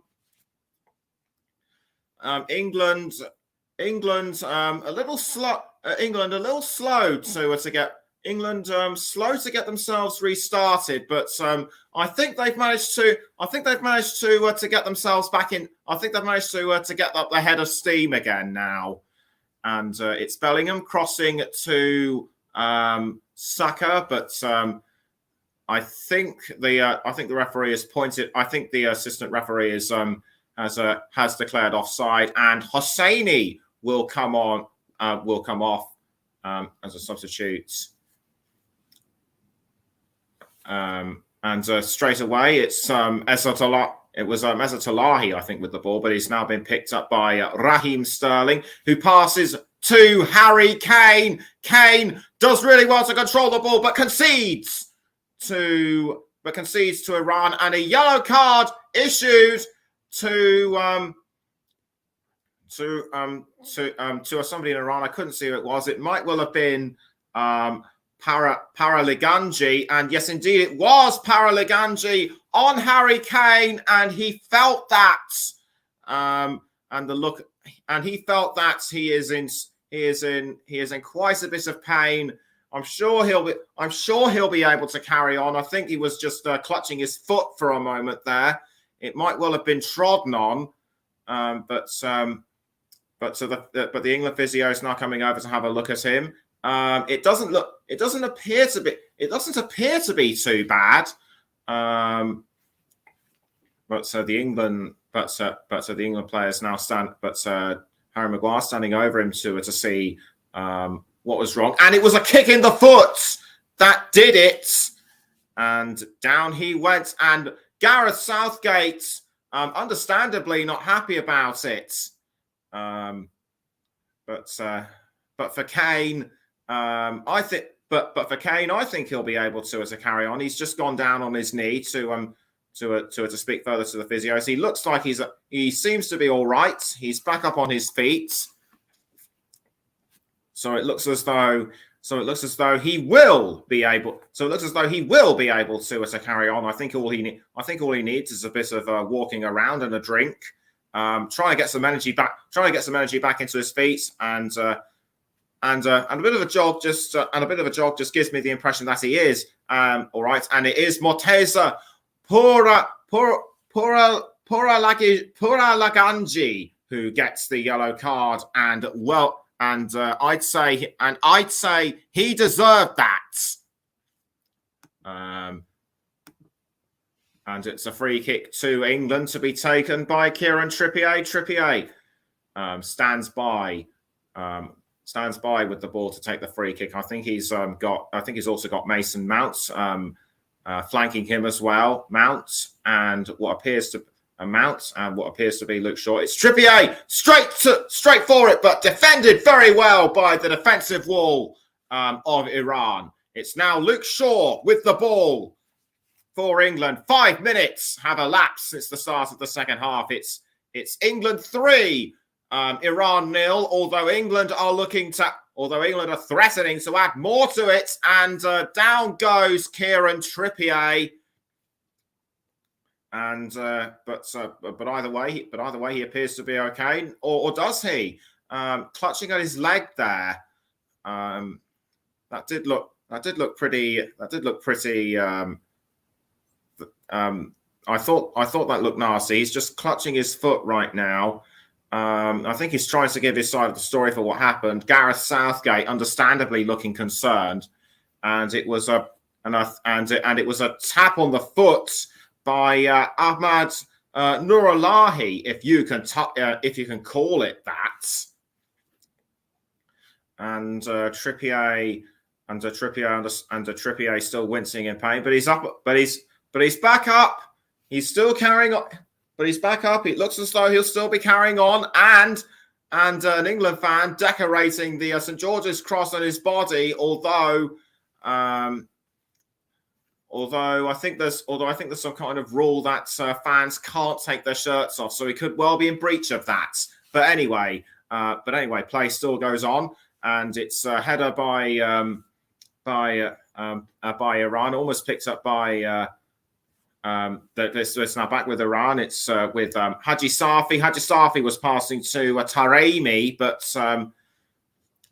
England were able to defend that one. Almost picked up this time by Majid Hosseini, and it's Taremi now, and Taremi with goal. And I can now confirm that the goalkeeper for Iran is Hossein Hosseini.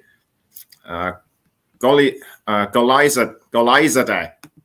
I had the ball briefly for Iran, but I think that might have been an attack by Mehdi Taremi, which was defended by England, and it will be Pickford to take the goal kick for England. He passes to John Stones. And Stones passes back to Pickford, and Pickford clears the ball up front, almost picked up by Kane, missed by Bellingham. And now it's with Declan Rice. Rice crossing to, I thought that was going to go to Bellingham, but it's just been picked up by Bukayo Saka. Bukayo Saka now with the ball for England. He passes to Raheem Sterling. Now back towards Saka. Saka this time to John Stones. Now it's with Jude Bellingham that time. And Bellingham doing really well to hang on to the ball. And that would have been almost an own goal by Iran.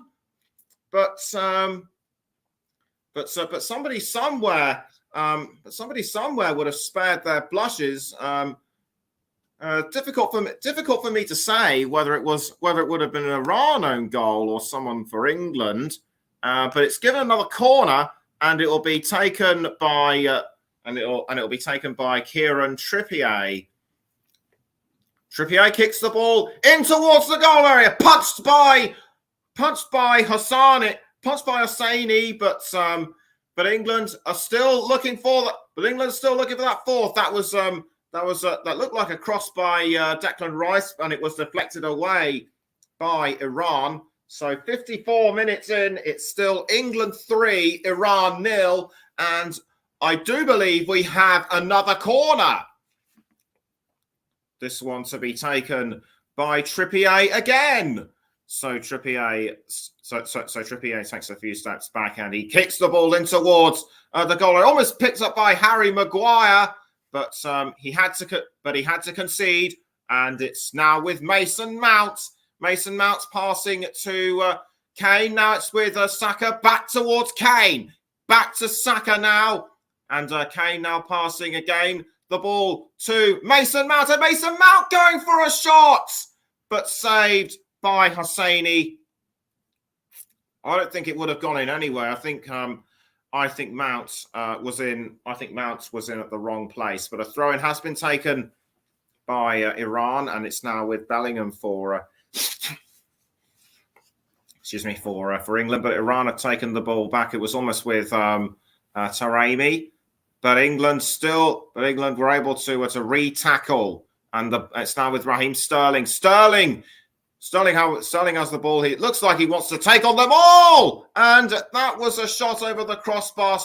Good intervention by the Iranian player looking to stop him. And Sterling was lining himself up with the shots, but held out really well, but blocked really well by Majid Hosseini, and that has given England another corner. Will it be third time lucky as Luke Shaw gets ready to take the corner?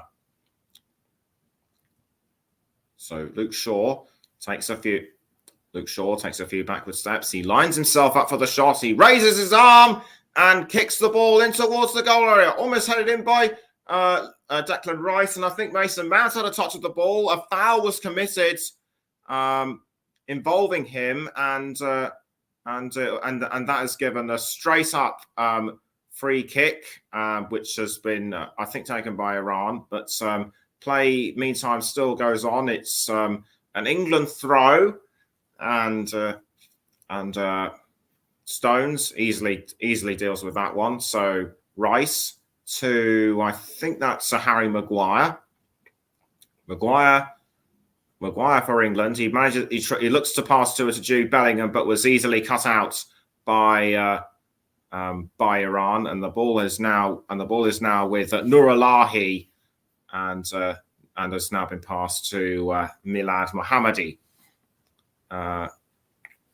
It's Nurulahi passing around the ball, and this time it's been picked up it was picked up briefly by number 13 Kanani passing the ball around to but it was tackled by Harry Maguire, and it's out for this time for another throw in to England, and it'll be Kane this time to take the throw, or will it? No, it'll be Luke Shaw. England are doing so well; they haven't even made any substitutions yet. So it's like Mike said, with the likes of Hahnemann, Henderson, Grealish, Cody, etc. We should be able to see at least one or two of them come on, and it's Bellingham now with the ball to pass to Bukayo Saka, and Saka now passes back to Sterling, and that was almost picked up by Maguire, but tackled by Iran. Iran are kind of starting to redeem themselves a bit after their poor first half, and also and also in defence, and that was a Taremi on Harry Maguire, and play can now resume. It's Luke Shaw passing to Mason Mount, now back to Bellingham, and now it's with Harry Maguire. Maguire passing to Declan Rice, and he's now found Bukayo Saka. Bukayo Saka now with the ball. He's passed to Bellingham, and Bellingham almost had a chance, but he was halted. And now it's back with Saka. I think Iran are starting to improve themselves in defence, but it's now a throw into England to be taken by Luke Shaw, who throws to Bellingham. Now back towards Shaw. Well defended, but picked up again by Nuralahi for Iran. But now the ball is with Mason Mount, and Mount passes to Jordan Pickford. 59 and a half minutes gone. Still England 3, Iran 0. As a Puraliganji cleared the ball out for a throw, and it was swiftly taken by England. Stones, or should that be Maguire, to Bellingham. Bellingham passing now back to Luke Shaw. Shaw now finds Raheem Sterling, who I think was shoved in the back. It's now back with Harry Maguire. Maguire crossing to what looked to be John Stones, but easily dealt with. And it's now with Taremi for Iran. Iran looked like Iran. That is the close, and if anything, that looked like the closest Iran would have come to scoring, and that was by the substitute Saeed Ezzatullahi, and that looked very unconvincing in my opinion. So a goal kick to be taken by Jordan Pickford for England, and the face of Carlos Queiroz is one of hiding the fact that he is disappointed. As Bukayo Saka tries to get through, but Iran are quick to hold them back. England have completed 453 passes so far. Iran just 83. Ball now cleared out by Hosseini and headed by Luke Shaw towards Raheem Sterling. Sterling doing really well to hold on, and he's now passed to Bukayo Saka. Saka now with the ball. Can he find a way through? And he goes for it, and that's the fourth for England. Bukayo Saka has done it again. Could he be the next big thing in international football for England? If he is, he's certainly giving the right impression. And once again, just excellent teamwork by England. Sterling did really well to cross to Bukayo Saka, and Saka just looked for a gap and fired it into the net. What can I say other than that Bukayo Saka has well and truly arrived.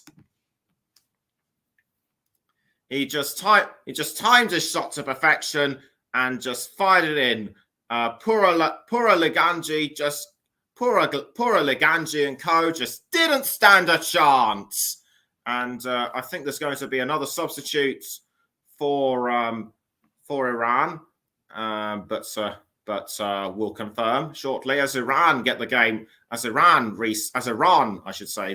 the game, and the ball is now with still with Iran, but England need to get themselves back into it. Kanani, and in fact a substitution has been confirmed. It's Mohammadi off, and on comes Torabi, the number 16 player. And in fact, Torabi has the ball right away. He's under pressure from Jude Bellingham. Well tackled by England. And the ball is now with Mason Mount. Mount passing to Bellingham, and it's now with Declan Rice, who passes back towards Mount. It's Bukayo Saka. It's Bukayo Saka once more. He's now found Raheem Sterling, but Sterling just clipped the ball away too quickly, in my view. And he's given the ball away to Iran. Iran can only hope for a consolation goal. It's one of the substitutes trying to get to the ball. That was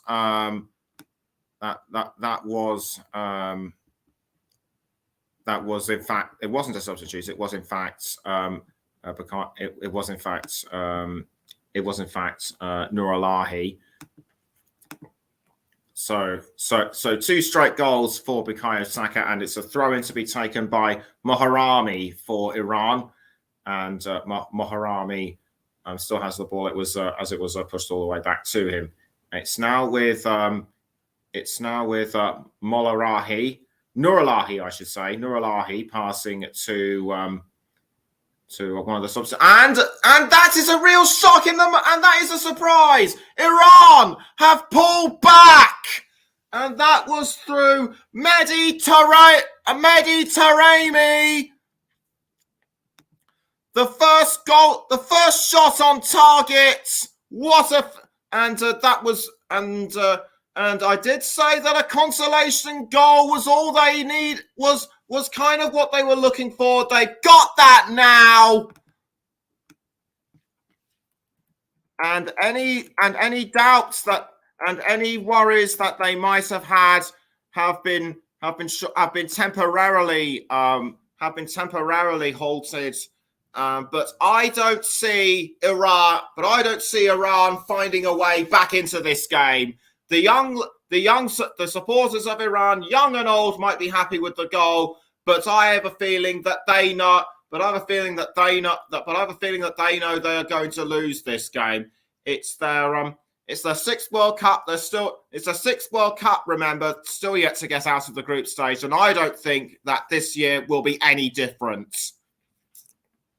But something has happened to what looks to be Harry Maguire. I think he might have been fouled. We'll just have to see, we'll just have to see. But I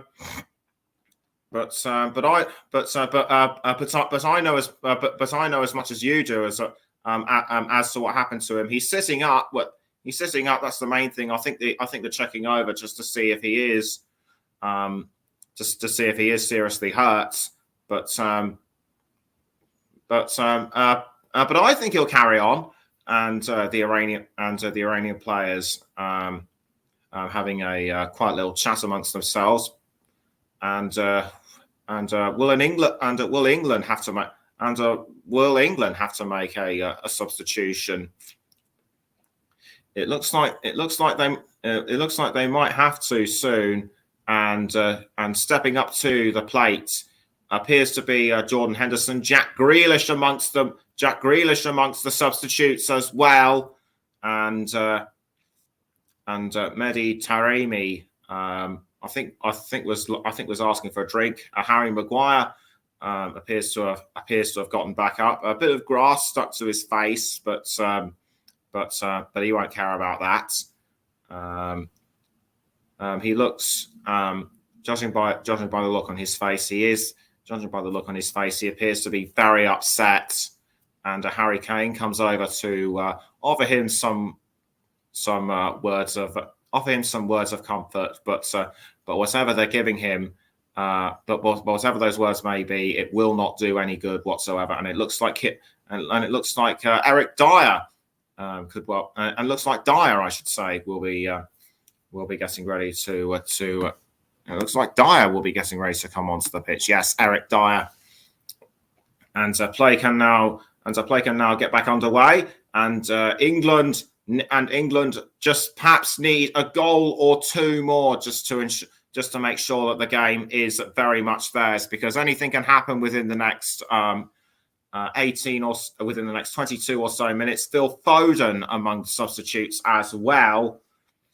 We talked a little bit about him before. We talked a bit about him before we kicked off, and and Iran now have the throw. It's Declan Rice with the ball to Jude Bellingham, but he passes all the way back to Jordan Pickford, and Pickford crossing the ball now to I think that's Morami. Morami passing now to Pura Liganji, and Eric Dyer standing firm on the touchline before getting ready to come on. Iran still have the ball. Has their goal kind of breathed new life into them? And it looked like a shot, but it was blocked by the but it was blocked by England, and it looked that was almost put in by Noor Alahi, and the referee blowing his whistle for something I didn't see. I think it involved Jordan Pickford, judging by his body language. And onto the pitch will come Eric Dyer. I'm pleased to say. So England will make a substitution. I think he'll come some other time. But coming on first in place of Bukayo Saka. Is Marcus Rashford. I'm surprised they're taking him off. I'm surprised to take him off so soon. He could well have at least lasted the whole game. But Raheem Sterling coming off as well, as too is Mason Mount. So onto the pitch comes Marcus Rashford, and I think Phil Foden will make an appearance as well. Jack Grealish is on 2. So with just over 20 and a half minutes to go, it's still England 4, Iran 1, and so the goal kick quickly dealt with by Pickford. So Saka, Mount, Sterling, and Maguire come off, and on come Rashford, Foden, Grealish, and Dyer. So Luke Shaw passing back to Jordan Pickford. And the ball is now being picked up by Harry Kane. Kane now passing to Marcus Rashford, and Rashford looking for Jack Grealish, but he doesn't need to. Rashford makes it 5. Superb goal by Rashford. Just barely a minute after he steps onto the pitch, he only goes and adds to England's tally. I'm just now going to take a look on my monitor to see how exactly it happened. Rashford just received the ball and just pounced when he needed to. I thought he was going to pass to Jack Grealish, but it turned out he didn't need to. The Iran defenders could do what the Iran defenders could do very little, but just watch as Rashford just slotted it in with ease. And that is his first major goal at an international tournament. And Gareth Southgate should be very pleased about that. And so is the captain, Kane. And that is now sure. And England will surely now go on to win. And Luke Shaw now with the ball. And he throws to Eric Dyer. Now it's with Declan Rice. Rice passing up the field to John Stones. Now it's back with Eric Dyer. Dyer to Shaw. Shaw now passing back to Dyer. And he's now found Stones. Stones passing towards Jude Bellingham. Bellingham crossing back to Shaw. Luke Shaw passing now to Kane. Now it's gone back towards Shaw. Shaw passing again to Dyer. Now it's with John Stones, and a cheeky smile from one of the England substitutes. I think he might be ready to come on soon. And Jack Grealish had the ball, but he was shoved in the back by Sadega, Morami, and Marcus Rashford. Marcus Rashford, that confirms it. His first goal at a World Cup, and it's Stones to Bellingham. And Bellingham passing now to, I think that's Phil Foden. Yes, indeed, it is Foden. Foden towards Shaw. Now it's Grealish. Grealish needs to pass to someone too quickly, and he does it to Bellingham. Now he finds Luke Shaw. Now it's Jude Bellingham. Bellingham crossing to, I think that's Kieran Trippier, but defended by Ehsan Haji Safi. Now the ball is with the Iranian substitutes. But I couldn't pick out his name. Shaw to Kane, and a player appears to have been fouled. I think that was somebody from England. We will confirm momentarily. And it's still Eric Dyer with the ball, who passes to Declan Rice. Now it's with Bellingham, and Bellingham needs to be very cool and calm and collected about it, which he is. Stones to Declan Rice. Now it's with Marcus Rashford, and cut out very well by Iran. The throwing quickly taken. Now it's with, I think, Nuralahi, but and another substitute's going to come on for Iran. That looks to be Sardar Azmoun, who I thought was going to start, but will not. And Kane is going to come off the pitch now, and onto the pitch will come onto the pitch will come Callum Wilson. Callum Wilson coming onto the pitch as well. So Callum Wilson could well be one of the bright hopes for the future. For England, he has to really show his class today, just like Bukayo Saka did earlier on. And a throw-in quickly taken by England, and it's now with Stones, who passes to Shaw. Shaw now passing this time to Eric Dyer, who passes back to Stones. Stones now finds Declan Rice. Now back towards John Stones, and Stones crossing down the field, crossing down wing, I should say, to Luke Shaw. Though Jack Grealish had the ball, and he was shoved once again by Morami, and the ball now this time towards Taremi, and that would have. And he wasn't close enough to reducing the deficit again. Taremi did well to receive the ball from the cross, but he got his shot angles all wrong, and that could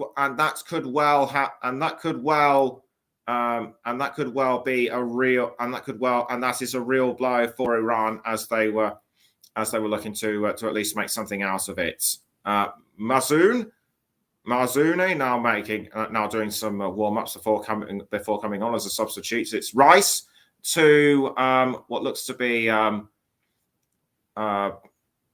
and Azmoun, and Sardar Azmoun gets rid, and Sardar Azmoun is now on the pitch, I should say, and it's Shaw to Bellingham. Bellingham now passing to Eric Dyer. Now it's with John Stones. John Stones now with the ball for England. He's still under pressure from Pura Liganji, but he managed to pass to Phil Foden. Rashford back to Foden. Foden needs to find a gap. He's looking for one, but he can only pass back down the field to Luke Shaw. He now finds Grealish. Grealish now passes back to Rashford. Rashford tries to find a gap, but cut out by Iran, and England now have what appears to be another chance. With 12 minutes to go until full time, it's still England 5, Iran 1. And don't forget, it's the Netherlands against Senegal at 4 o'clock with Russ Vernon, and at 7 o'clock and at 7 o'clock with Matt Cairns, Wales against the United States. And it's a throw-in to England to be taken by Shaw. Throw-in swiftly taken, and we'll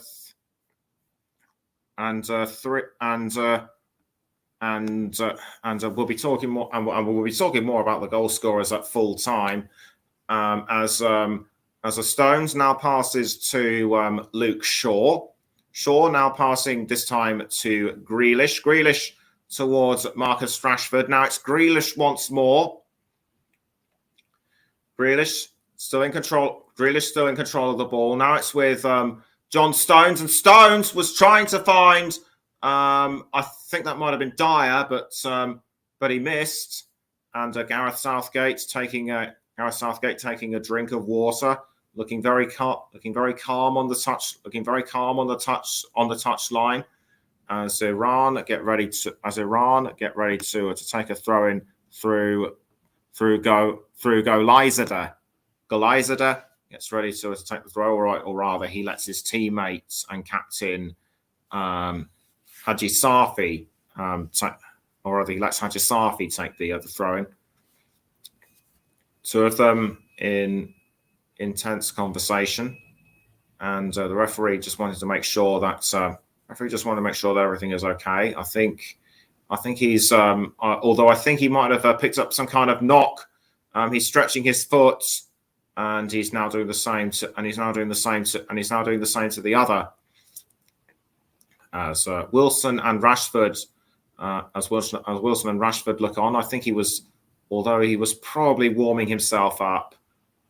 He's now feeling around the back of his legs. Carlos Queiroz looking concerned. He's now talking to Morami.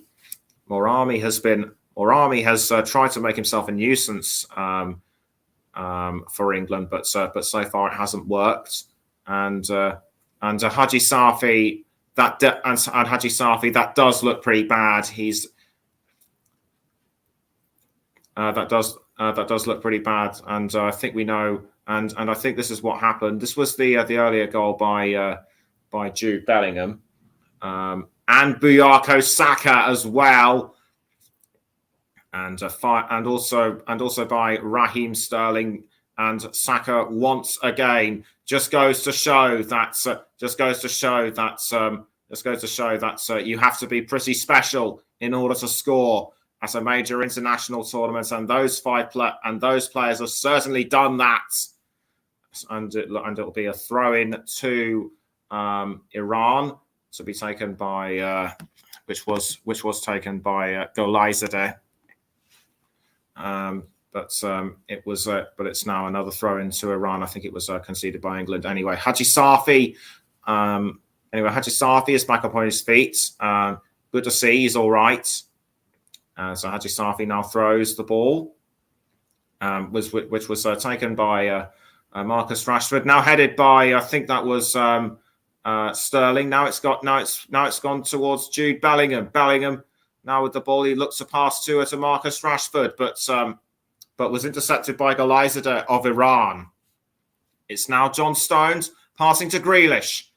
Now it's with Bellingham back towards Grealish once more.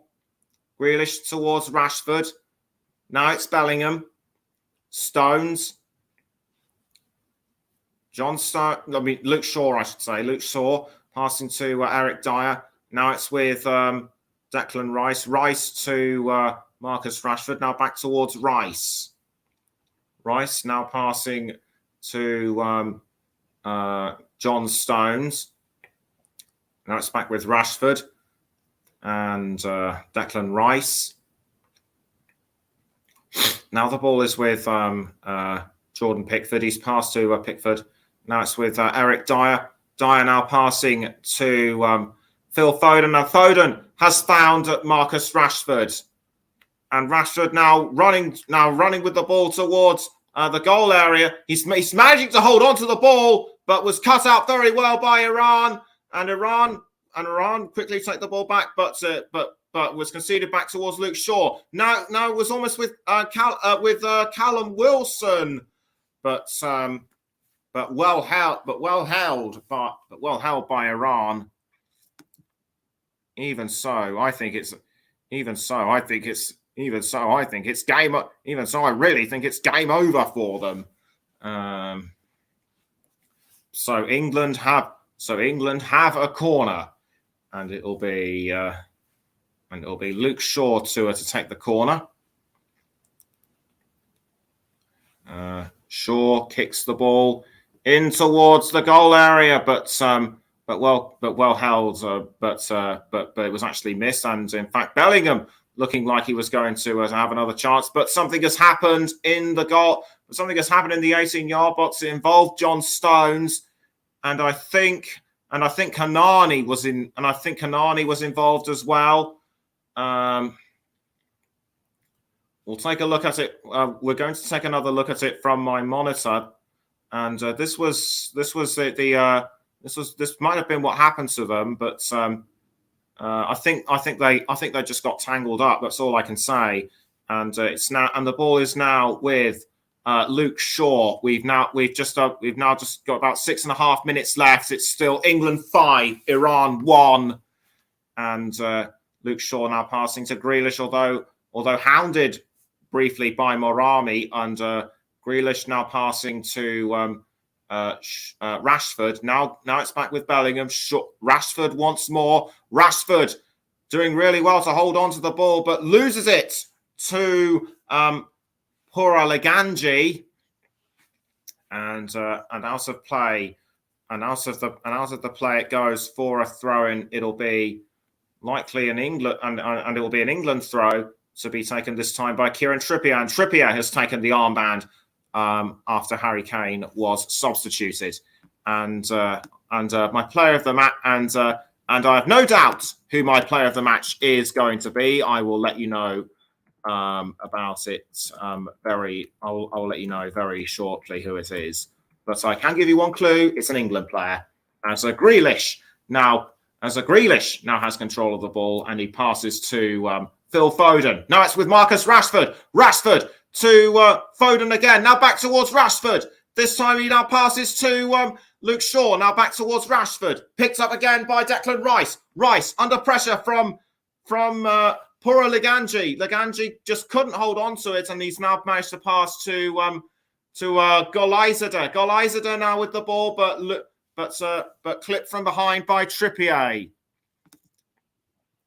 And I can now confirm that's my I will confirm my player of the match very shortly as what looks to be Marcus Rashford or whoever it was after the ball. And now we have a quick lull in play. I can now tell you that my player of the match is Bukayo Saka.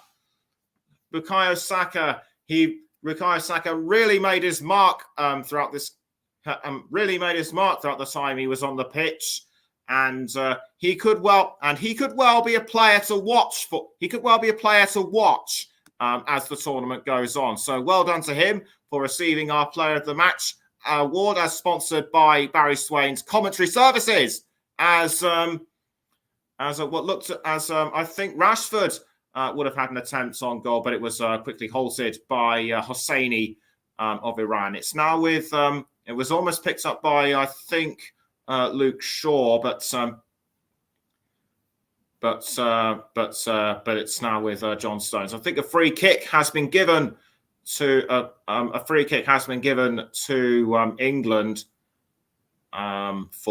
for something which I didn't see, as Rice quickly passes to Bellingham. Now it's with Luke Shaw, back towards Bellingham.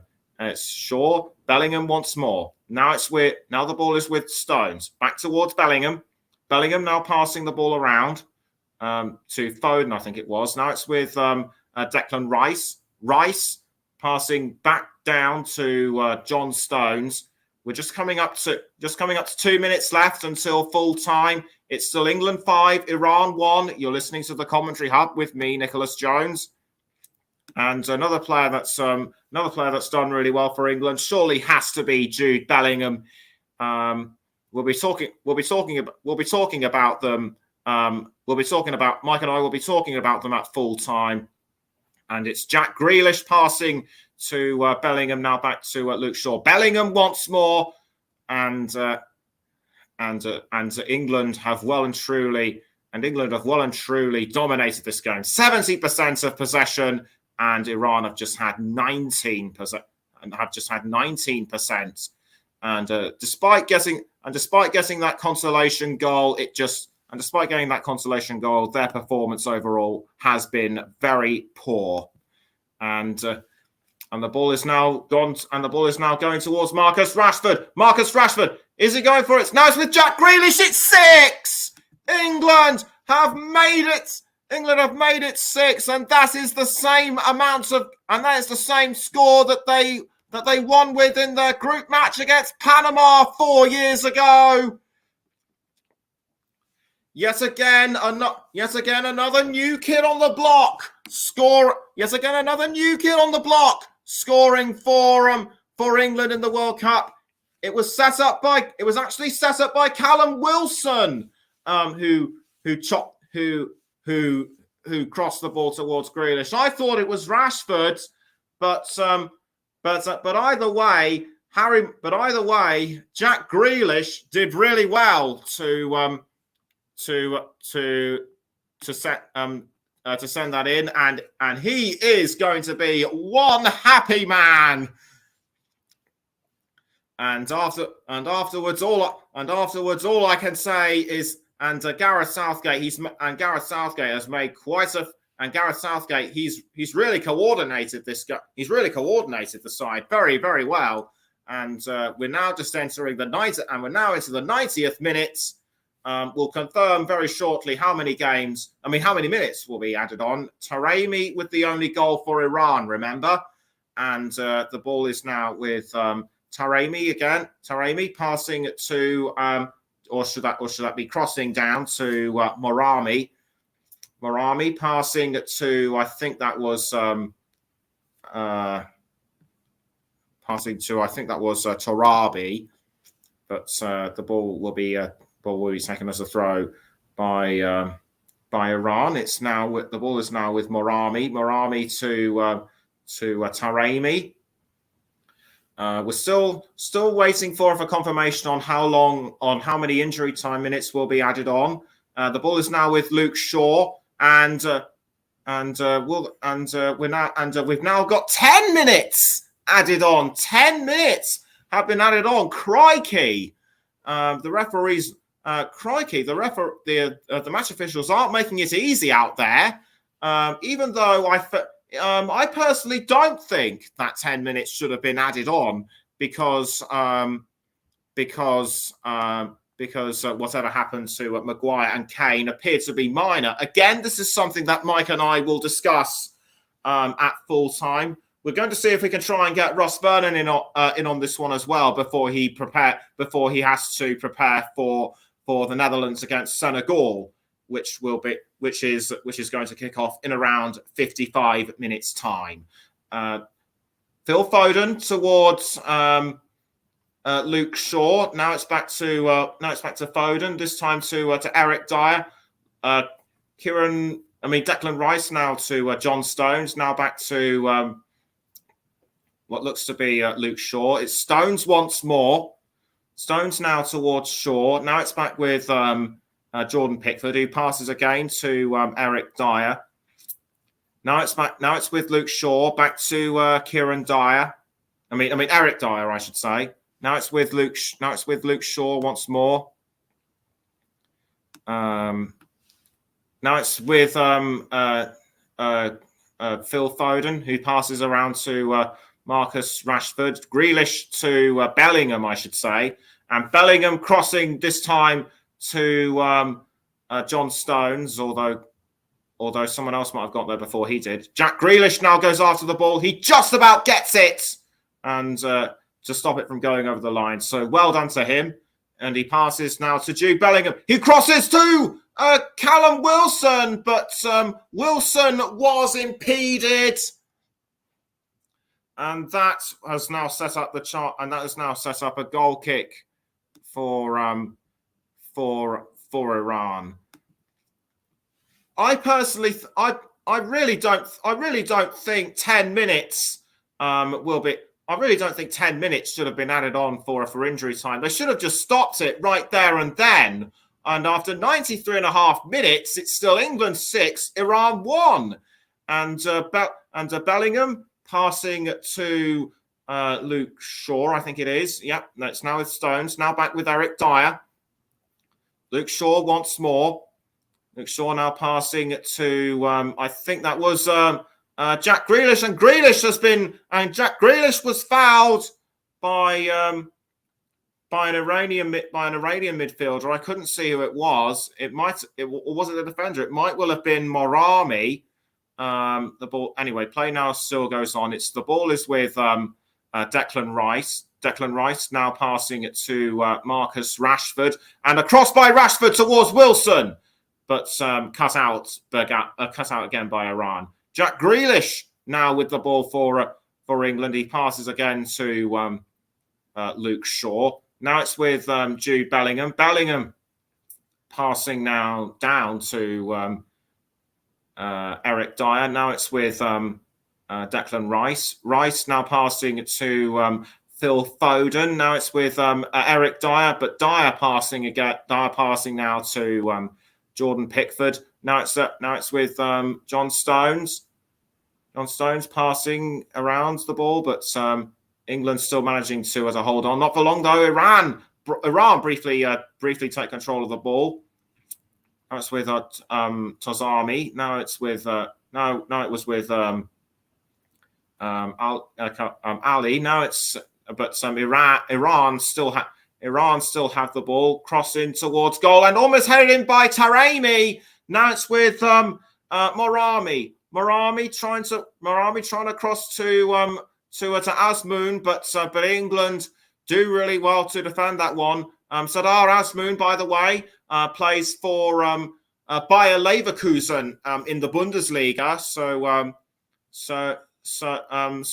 he'll be well known to our listeners who are interested in European matches. And it's now with Azmoun. Azmoun passes down the wing to Morami, and a cross in by Morami, headed away by Dyer. Good defending by England, and we've now got 4 minutes left of injury time, and Grealish has been fouled once again. He's really being roughed up out there, is poor Jack Grealish, despite getting the goal in. And it was Pura Lagani who just ran into him, and you have to say Jack Grealish, you have to say he's just like a kid who gets picked on at school all the time, and a shove in the back on Haji Safi by Rashford.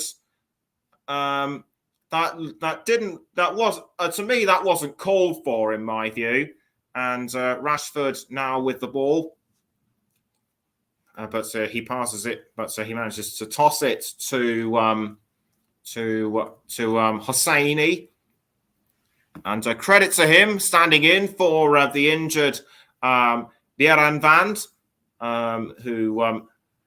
who is still very much in our thoughts. And the ball will be and it'll be a throw-in to be taken up by John Stones, or will it? No, it'll be Kieran Trippier to take the throw-in. He's wanting to make sure that his teammates are in the right position. Headed by Rashford, but picked up once again by Iran. England trying to get it back. It's now with them. It's now with Azmoun. Clips the crossbar. That could well have been Iran's second goal. If Iran had reduced the deficit even further, they surely would have considered Azmoun. They should have considered Azmoun as a starter. I should have considered Azmoun in their starting lineup, but that was also a great save by Pickford, and Iran still looking for another. But the referee has called a halt to play. I think that was an incident involving Mehdi Taremi. and it will be a free kick to Iran. And with around 90 seconds to go, it's still England. It's still England 6, Iran 1. Dolizada gets ready to take his position, and the ball will be kicked by Hassan Hajisafi. Hajisafi stands in his position and gets ready to kick the ball into the goal area. Foden and Grealish trying to distract him, but punched away easily by Jordan Pickford, and we're into the penultimate minute. And it'll be an Iran throw, but what good will that do? They're running. But what good will that do? They're running out of time.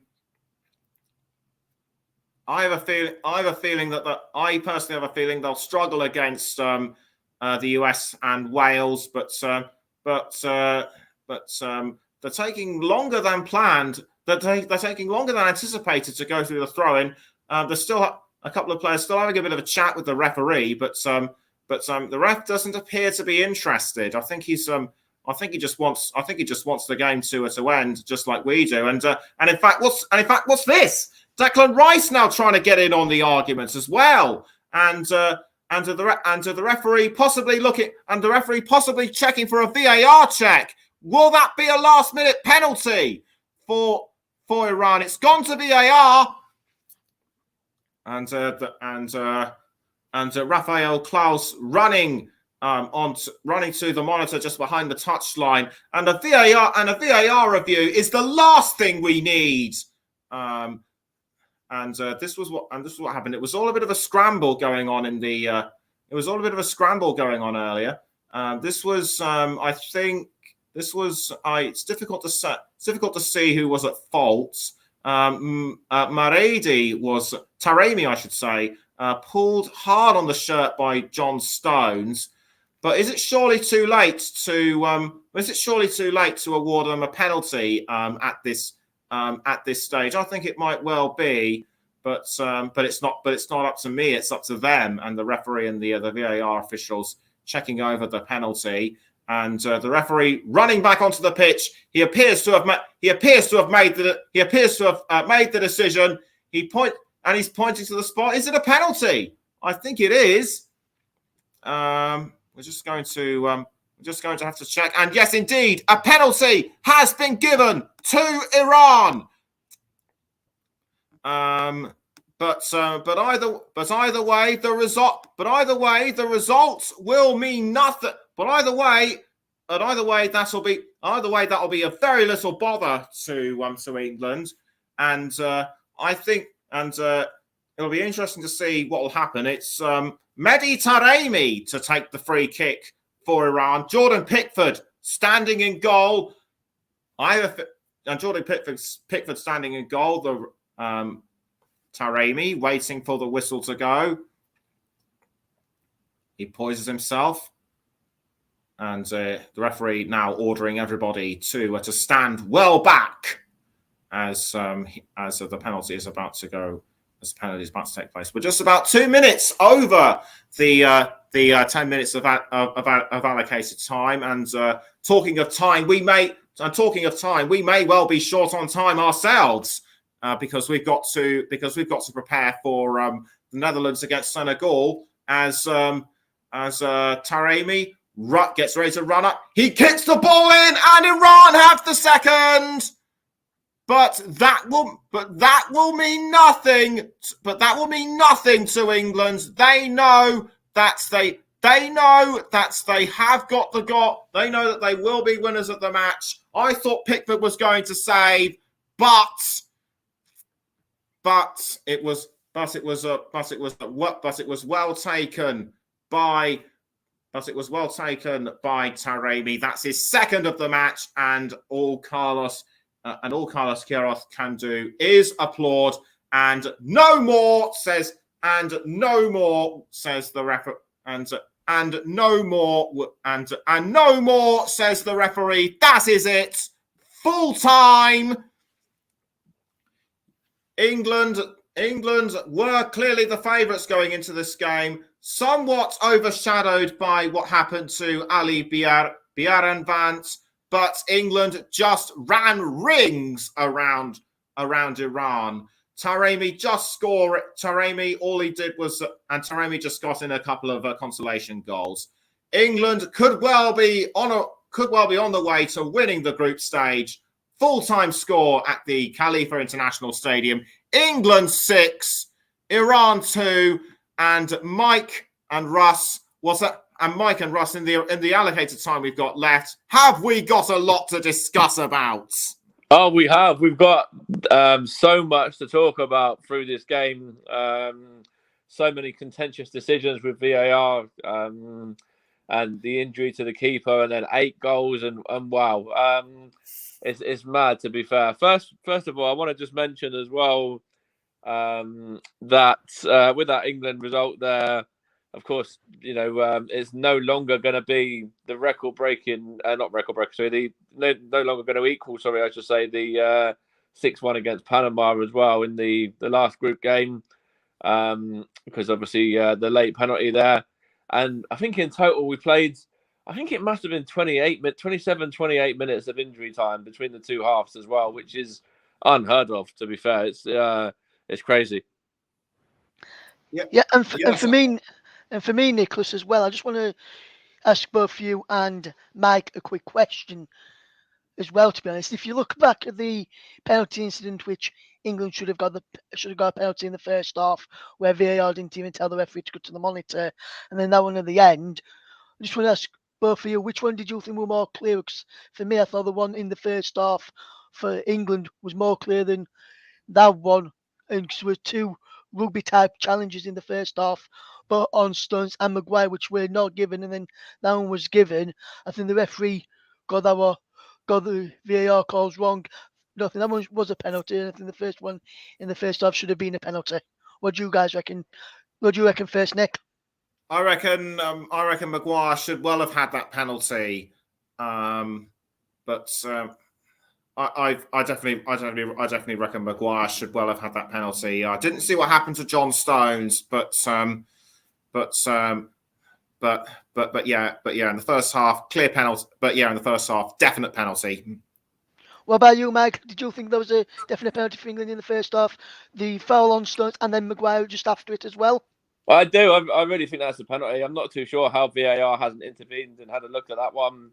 And then they're going to give this one in injury time in the second half. Sorry, I should say here as well. When the game's already well past Iran, they're not going to get anything from the game anyway. So I don't understand why they want to play it. Like, what was it? I think 11 or 12 minutes of added time that were played at the end. It was 10 allocated. I think they played a minute or 2 over that as well, because of the incident for the penalty. And talking of penalties as well, how good was it to see Bukayo Saka obviously get himself a couple of goals? Marcus Rashford, of course, missing the penalty against Italy as well, coming on and having that impact, scoring within the first minute of being on. And yeah, of course, there were 3 players of colour that missed penalties in that game against Italy, and 5 of the 6 goals today were scored by players of colour as well. So, that's how to stick it to the haters as well, isn't it?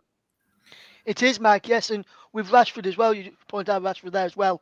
Don't know if you 2 noticed, he only took Rashford 3 touches of the ball to score. First one to when he collected the ball to take it one way. Second way, he dummied as if he were going to shoot, then brought it back. Then the third, just to pass the goalkeeper. That was fantastic play from Rashford. I'll be looking forward to see how USA Wales get on ahead of England's next game against USA on Friday later on this evening. But I'm going to head off, get ready to bring the commentary of Senegal, Netherlands to everyone on the commentary of this afternoon. Hopefully you can join me from around about 3:50 this evening, this afternoon, or wherever you are in the world. In about 30 minutes time, I'll be going on the air with Senegal against the Netherlands in the World Cup. So hopefully you can come and join me for that one. All right, thanks for that, Russ. We're going to start to wrap things up in a second as well, and then obviously we'll hand over to that coverage very soon. But just, as we start to wind things down here as well, just let's go back to the beginning really as well. Obviously, It seems a long time ago since Jude Bellingham put England 1-0 up, but what a moment for him as well, Nicholas. Yes, he certainly could. Well, he certainly, along with along with Bukayo Saka, could well be the new Wonder Boys for England. And I have no doubt that they will take over from Kane and co. Once they decide to step away. I said in commentary that Bukayo Saka has arrived. We look forward to seeing more of him. Yeah, absolutely. Yeah, I'm a little bit biased being an Arsenal fan, but we love him at Arsenal. He's our star boy, and yeah, he's been sensational for Arsenal the last few years as well. And now the world is seeing what Arsenal fans have seen for a number of years. And yeah, as I said in the preview to the game before we actually went to you for the team lineups and stuff as well. That it was a bit of a surprise to see him starting because obviously he's had a few knocks in the league and the Europa League games that Arsenal have played in the last few weeks. But if he's going to put performances in like that, and he might not even be 100% fit, then when he gets his complete full fitness up, wow, this kid's like surreal. He's just different class. Yes, he certainly is, and. I have a feeling that had Sardar Azmoun been included in Iran's starting lineup, despite him recovering from that injury, if he was fully recovered, he surely could well have kept the Iran score low, but it just wasn't to be. And despite those two goals, you have to say Iran were just lacking all round. Yeah, I think it's Iran's biggest defeat at a World Cup as well. I think it was 4-1 previously that they'd lost, which was their previous biggest defeat up until today. And just obviously, we talked about Jude Bellingham's goal there. We talked about Saka's goal. We've got to talk about Raheem Sterling as well, getting in on the act himself, and the Chelsea man. Obviously, that's a good finish from him as well. Another player that, to be fair, he loves a big tournament. He's normally pretty good in big tournaments, and he'll be delighted to get off the mark in the first game as well. His first World Cup goal as well, and also Jack Grealish coming on when he did, but I really felt for him, to be sort of roughed up like that. It was like he was just being constantly bullied. Yeah, they do tend to target him, and actually that was a great assist from Callum Wilson as well. The Newcastle striker comes on obviously to replace Harry Kane, who, without scoring, I thought was very good, actually, Harry Kane, the way he played. Obviously, didn't get himself off the mark in this game, but Callum Wilson comes on, and he's a nuisance as well, and a threat to the Iranian defence here, and very unselfish from him there, just to square the ball across to Jack Grealish to tap it in to make it 6. And, obviously, Newcastle fans would be very pleased with that as well, for Callum Wilson to have an impact on this game, coming off the bench and getting an assist. Yes, absolutely, and we're just about out of time. Thank you to Mike and Russ for joining me throughout this coverage, and I'm glad to say that we were able to bring you action. That we were able to bring you a game with a lot more action than what we experienced yesterday. Join Russ Vernon a little later on for the Netherlands against Senegal. I will be on commentary duty tomorrow morning at 10 o'clock for Argentina against Saudi Arabia. But also do, if you can, join Matt Cairns and Luke Turton when they do Wales against the United States. So plenty more to look ahead to throughout the remainder of the day. So yeah, absolutely, and I'm looking forward to covering my first game. I've got a game on Wednesday, Spain's game, and then I'm also covering England's next game against the USA on Friday as well. So really looking forward to that one to see, what's next for these three Lions here who have put on a really dominant and great performance today, and see where they can go, and how far they can go into this tournament. Yes, yes, absolutely. So until